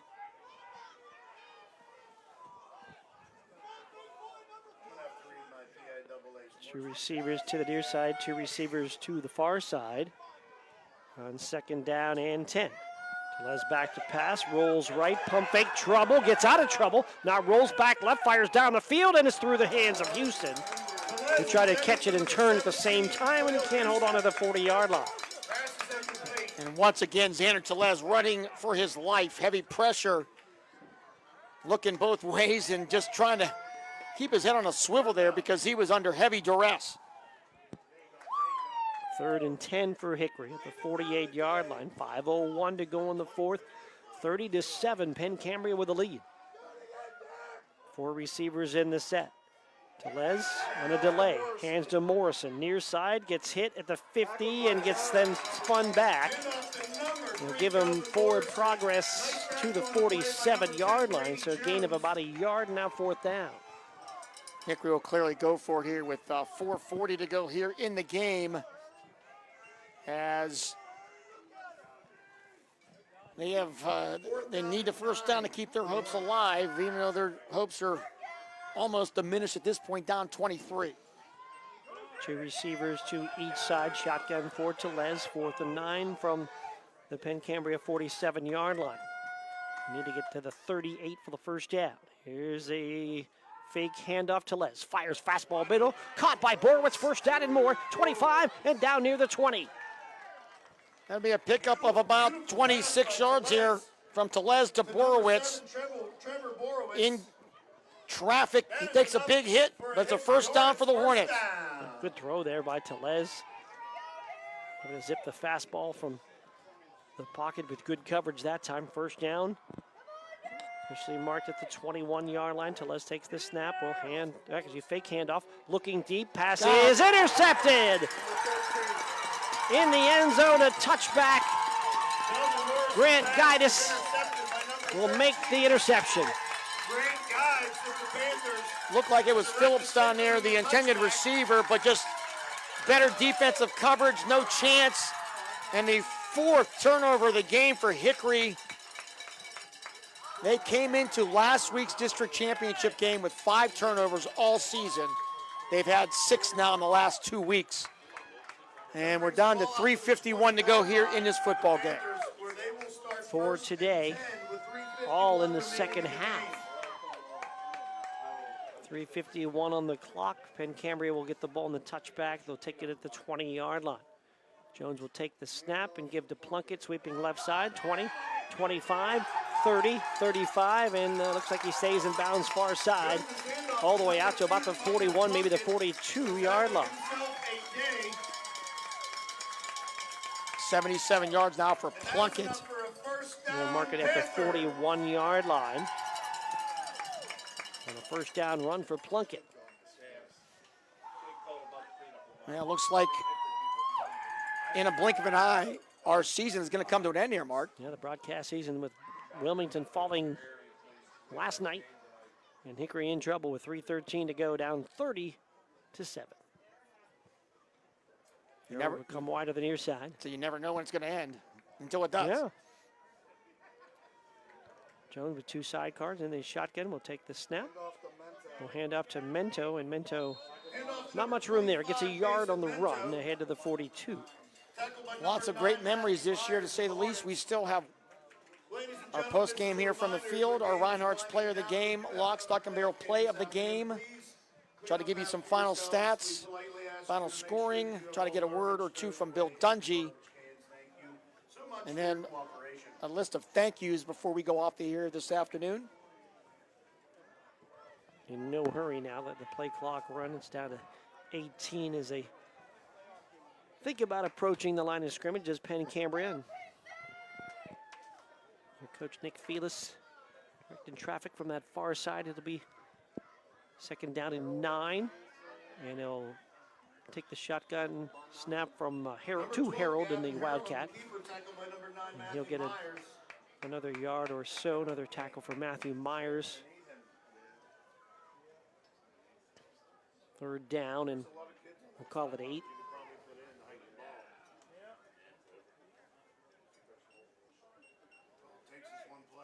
From the 41-yard line of their own, and now at, say, mark it at the 43. Harold will come to the near side with 1:39 to go. 3rd down and 8. Height and Vinglish will line up on that right side. Now Height will switch to the left. Jones has Mento to his left and Plunkett to his right on 3rd down and 8. And it's a hand of Mento. And Mento going to be grabbed by Lewis, and just a gain of about a yard there before he'll be wrapped up. And we're down to about a minute to go in the game. Now Hickory will call a timeout. Timeout. Hickory will take a timeout as well with 1:05 to go in this one. Penn, Cambria 30. And Hickory 7. Back with more in a moments on your home for the state playoff. Sports Radio 96.7 and Facebook Live.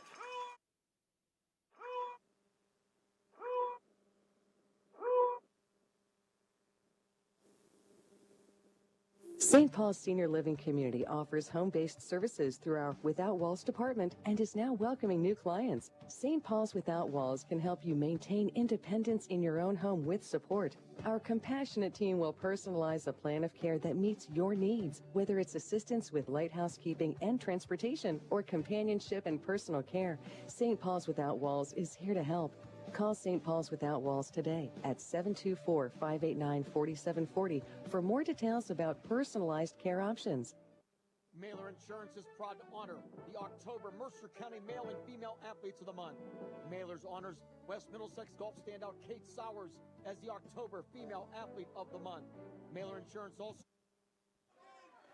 Back to action. The punt by Jones on the 4th down. Going to be fielded by Vinglish at the 31-yard line. Hickory gets it back. 55 seconds to go. In this one, 30-7. Penn Cambria with the lead. Lots to be proud of here for Hickory this year, winning another District 10 championship back-to-back. They win their 12th in school history, and one of the most memorable games in District 10 playoff history. But I'm sure this is going to sting, to say the least, long into the weekend, into the week, and into the ongoing months for the Hornets.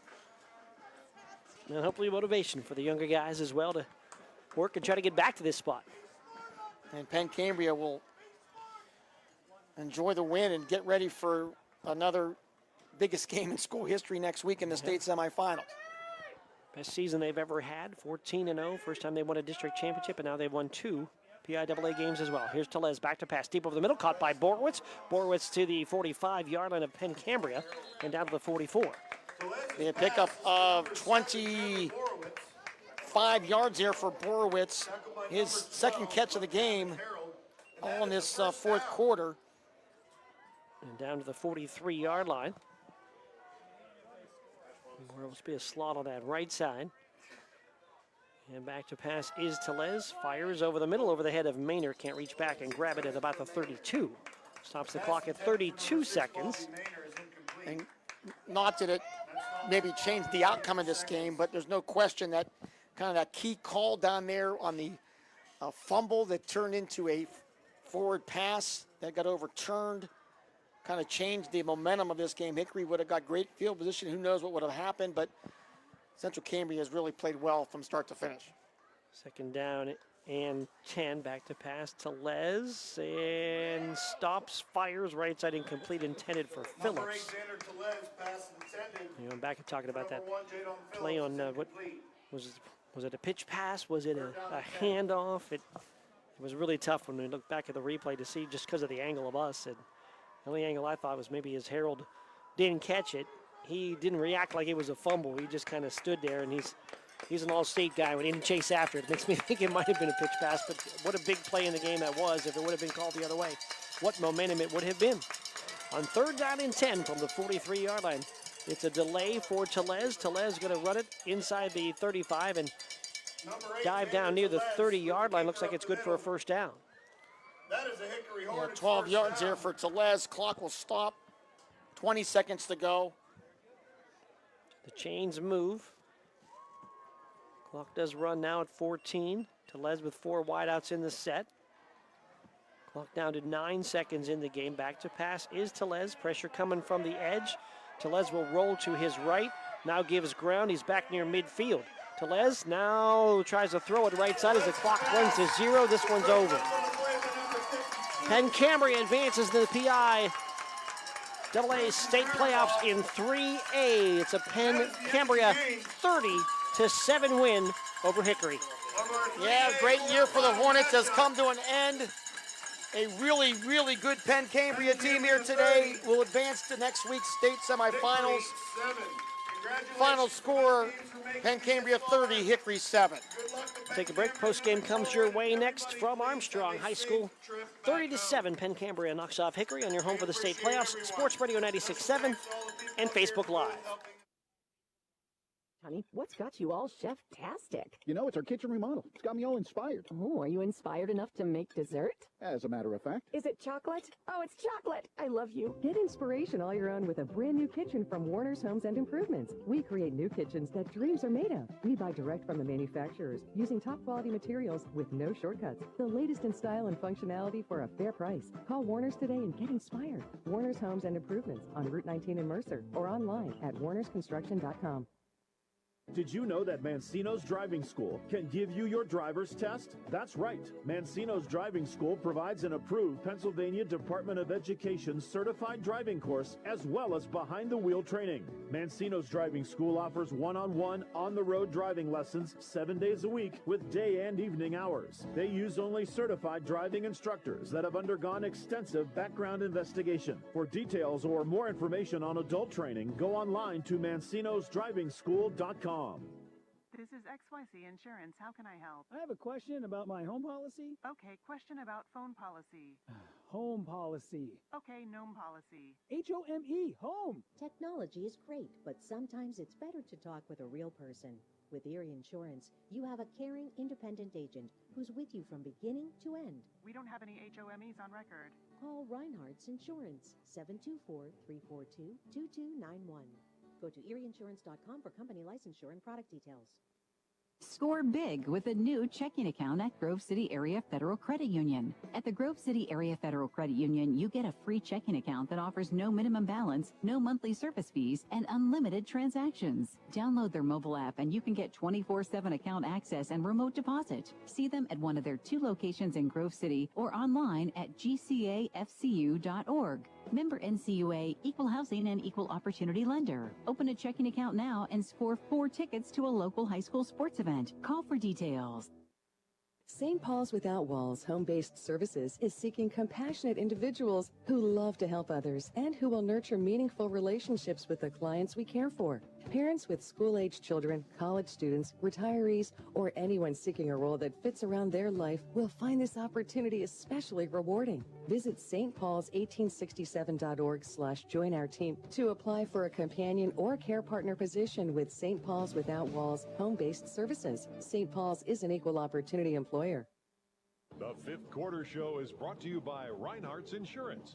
Insurance solutions to help you accomplish your goals. And now, proud sponsors of the Player of the Game. Back here at Armstrong High School, Mark Slazak along with Bob Greenberg. The final score in this one, 30-7. Penn Cambria wins it over Hickory. Second time in school history that Penn Cambria has won a PI AA game. Let's go down to Bob Greenberg. Penn Cambria.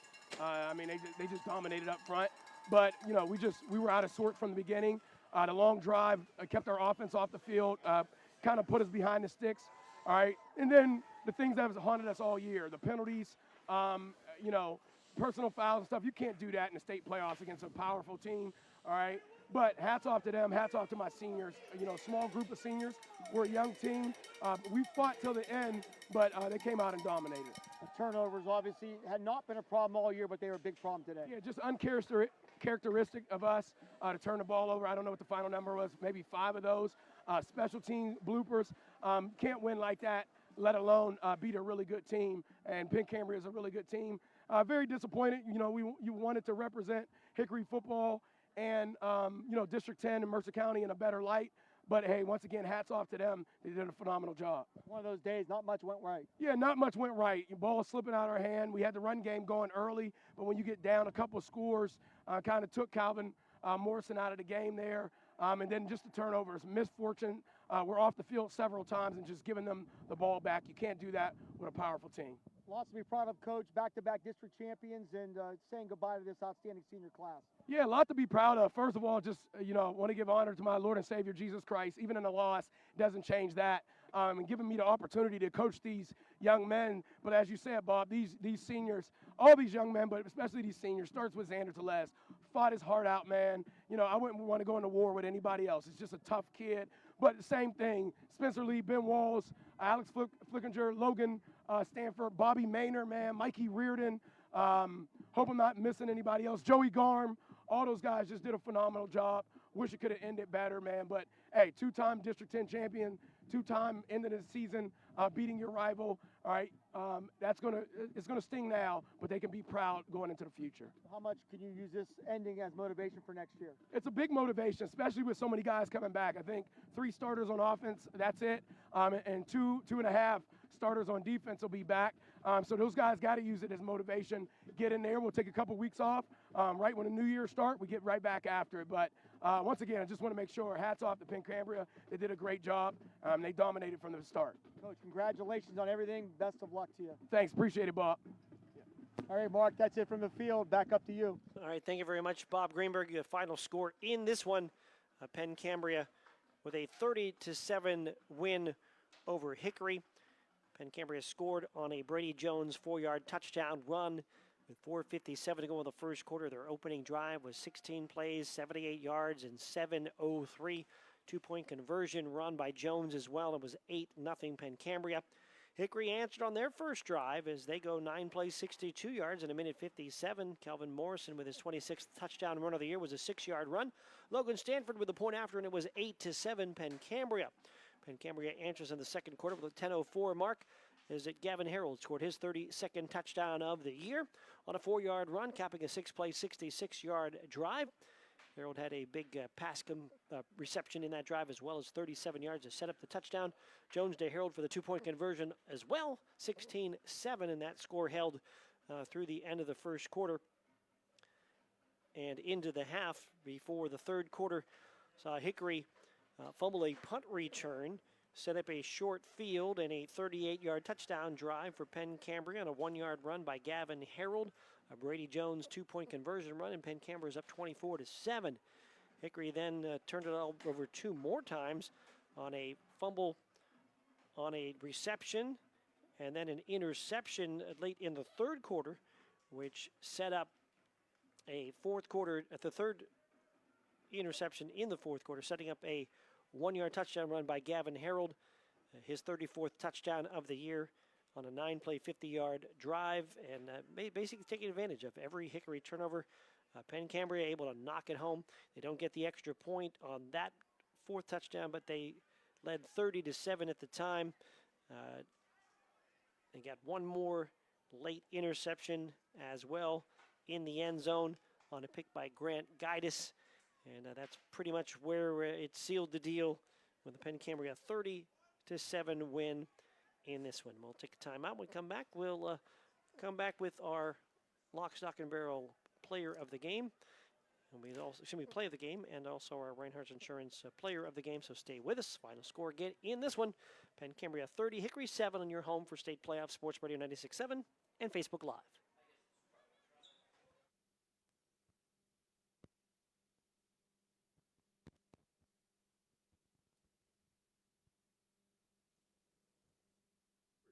Apparel apparel, and more. The Hermitage Minuteman Press team ensures top quality results with lightning fast turnaround. Plus, their marketing solutions will take you to the next level. Elevate your image and stand out from the competition. Experience excellence in printing and marketing at Minuteman Press today. Minuteman Press, 3170 East State Street in Hermitage. Online at hermitage.minutemanpress.com or follow them on Facebook. Mention this ad and receive 10% off your first order. In 1973, Lock, Stock, and Barrel opened their doors and served their first of over 3 million giant submarine sandwiches. And they still serve 42 whole subs on 15-inch buns. Lock, Stock, and Barrel also has burgers, specialty sandwiches, wraps, gyros, salads, wings, and even breakfast. Lock, Stock, and Barrel is also a full-service deli. Party rings, meat and cheese trays, and cold veggie trays are all available. Open Tuesday through Saturday. Closed Sundays and Mondays. Gosh, honey, what's got you all chef-tastic? You know, it's our kitchen remodel. It's got me all inspired. Oh, are you inspired enough to make dessert? As a matter of fact. Is it chocolate? Oh, it's chocolate. I love you. Get inspiration all your own with a brand new kitchen from Warner's Homes and Improvements. We create new kitchens that dreams are made of. We buy direct from the manufacturers using top quality materials with no shortcuts. The latest in style and functionality for a fair price. Call Warner's today and get inspired. Warner's Homes and Improvements on Route 19 in Mercer or online at warnersconstruction.com. The Cash Dollar team at Confluence Financial Partners, honoring our past, expanding our future. Two firms coming together to serve clients in Grove City, Western PA, and beyond. Confluence Financial Partners is a wealth management firm on a mission to help clients maximize their lives and legacies. Visit us at confluencefp.com. Confluence Wealth Services, Inc., DBA Confluence Financial Partners is an SEC registered investment advisor. Registration of an investment advisor does not imply any level of skill or training. Please refer to our Form ADV Part 2A and Form CRS for further information regarding our investment services and their corresponding risks at confluencefp.com. The fifth quarter show is brought to you by Reinhardt's Insurance. Insurance solutions to help you accomplish your goals. And now, proud sponsors of the Player of the Game. Time to look at that Player of the Game award in Hickory's 30-7 loss to Penn Cambria this afternoon. And Reinhardt's Insurance will present the Player of the Game award to Trevor Borowitz of Hickory. A couple of catches for 51 yards and plenty of tackles and a sack on defense as well. So he'll get a customized T-shirt from 2J's and to be in Hermitage as Player of the Game. Also put money into a scholarship fund in the name of Trevor Borowitz. At the end of our sports season, we'll have an area athlete to be the Reinhardt's Insurance Scholarship winner. Details at sportsradio967.com. Congratulations to Hickory's Trevor Borowitz, as he is the Reinhardt's Insurance Player of the Game. That's powered by Landmark Information Services, the place for all your website and social media design needs. So you heard Coach Bill Dungy a little bit there on the field, and obviously some tears, and still a lot to be proud of here, as he told his team. I'll post that video later, but reminding his team back-to-back 11-win seasons, back-to-back district championships, back-to-back beating their arch rival in championship games, and still a lot to be proud of. They just didn't play good today. It was because for whatever reason, they were discombobulated from the beginning, and give credit to Penn Cambria for a lot of that undoing, because they are a very good football team, and no matter who they play next week, they will be a handful. There's no question about that. No doubt about it. Some of the numbers from this one. Hickory finishing Kelvin Morrison, 15 rushes for 93 yards and the touchdown. Xander Telez, 6 rushes for 21 yards. Calhoun had a carry for no yards. Xander Telez finishing out his spectacular career, 7 of 19 passing for 93 yards, no touchdowns, 2 interceptions. Leading the way was Borowitz with 2 catches for 51 yards. Jaden Phillips had 3 catches for 27 yards. Also for the Hornets, Kelvin Morrison had a catch for 10 yards, and Bromley had a catch for 4 yards. Hickory flagged 10 times in the game, 60, 75, 80, 91 yards. Overall, Hickory, 22 rushes, 114 yards on the ground, 92 yards passing, 41 plays today for Hickory for 206 yards of offense. For Penn Cambria, they were led by Gavin Harold, fantastic player. He was All-State last year. He will be All-State again this year. 17 carries, 102 yards on the ground. Plunkett, 15 carries, 77 yards. Mento, 13 carries, 31 yards. Jones, the quarterback, 8 carries, 37 yards. Jones finishing 5 of 11 passing for 55 yards, all 5 of those going to Harold. Penn Cambria, they were flagged 10 times in the game as well. Overall, Penn Cambria, 53 rushes. Hickory had 22 rushes. Penn Cambria, 53 rushes, 247 yards on the ground, 55 through the air, 64 plays, 302 yards for Penn. Cambria. Hickory, 41 plays, 206 yards. Time now for the lock, stock, and barrel play of the game. We'll roll back to the first quarter. Kevin Morrison with a 6-yard touchdown run, his 26th touchdown of the year for Hickory.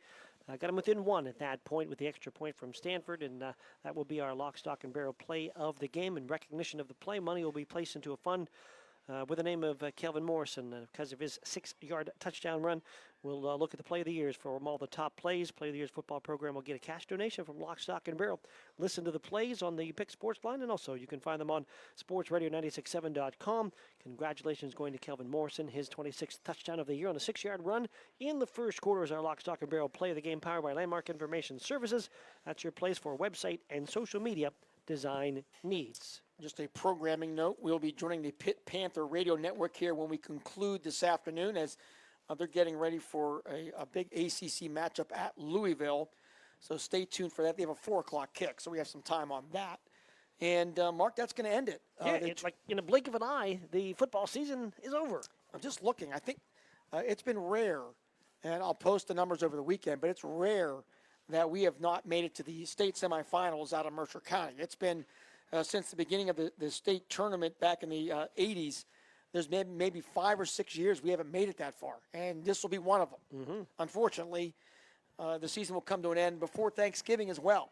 That has not happened maybe ever, and it's because Thanksgiving's late this year, but still, that's another kind of a historical marker that we use during the season. So that definitely is not something that we're happy about, but it's still been a lot of thrills this year. No doubt. Long list of thank yous. We'll start with you, Bob. Thank you for all you do. I know yesterday was quite the scramble to try to get everything moved on the backside. Not only are you just announcing the games and getting your social media words out there, you do a lot behind the scenes in getting the sponsors secured for the season and for some of these special video games like we did today as well. A lot of hard work, a lot of hours. We appreciate you, Bob, and you're a great color man as well. I appreciate that in many ways, so thank you very much. A lot of people to thank. Yeah, there's no question on it, Mark. Thank you. Our great crew here at the radio station, and we're not going to go too in-depth because our season isn't officially over. We start basketball. Not the whole sports season, but football's over, right? Of course, our Friday night crew, the Warner Home and Improvement Pigskin Preview Show and Scoreboard, led by Aaron Byro and Darren Steele and Art Shannon. A great trio there that have been a real joy to watch every week, and they really add a lot to our broadcast, not just the games we do, but before and after. We thank all of them for that. Of course, our people back at the station, led by Bill Kelly, our market manager, a huge supporter of what we do here, and never a blink. Anytime I ask for anything, whatever we need, we get it. Ben Slagle, our chief engineer, who has helped us many times with some of the technical issues, and I can't even imagine doing it without him. No doubt about it. But it's been a fun year. We'd like to thank Ryan Briggs for all his help with prep work, week in and week out stats throughout the season. Can't get much done without him. And how about our camera operator, Lee Gross, has been fantastic. We also had Bryce Carroll on a couple of games on our side as well.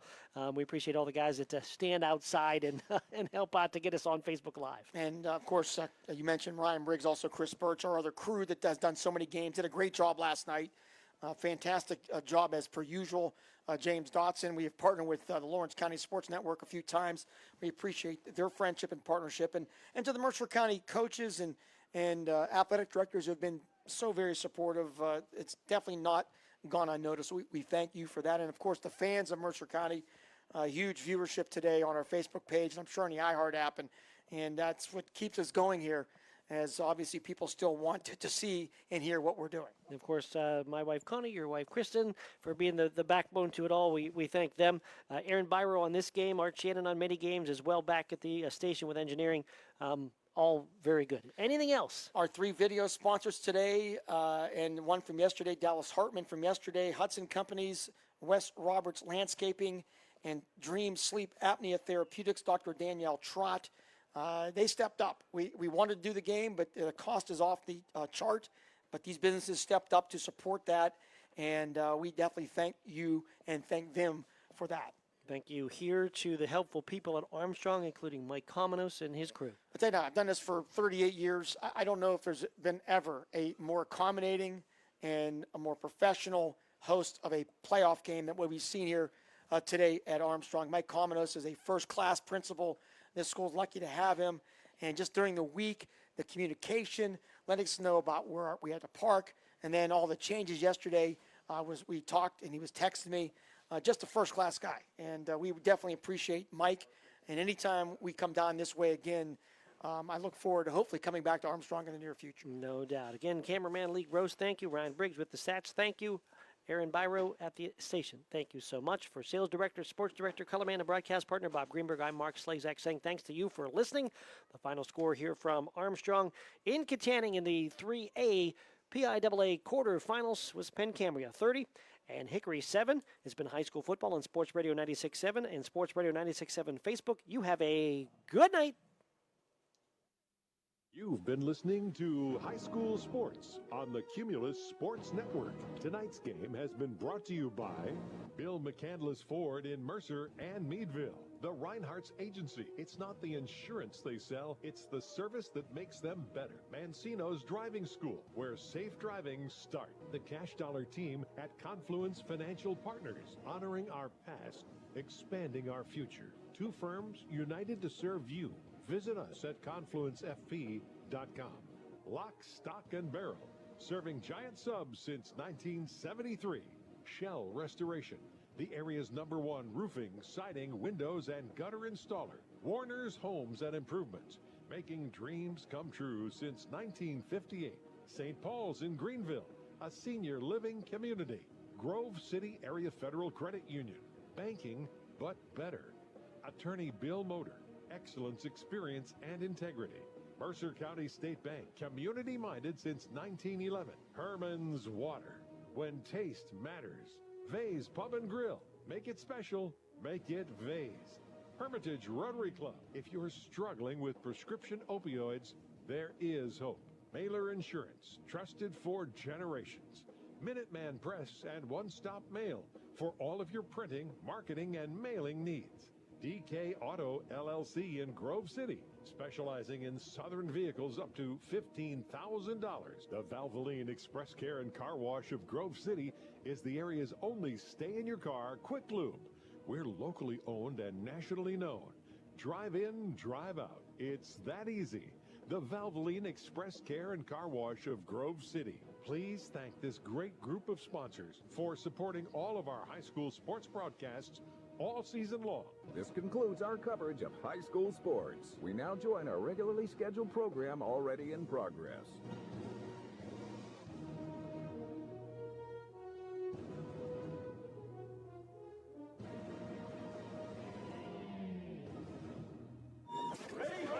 From the Shell Restoration Studios at shellrestoration.com, this is Sports Radio 96.7. Sports Radio 96.7.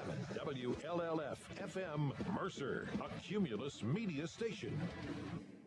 Totally as advertised, has a great long ball,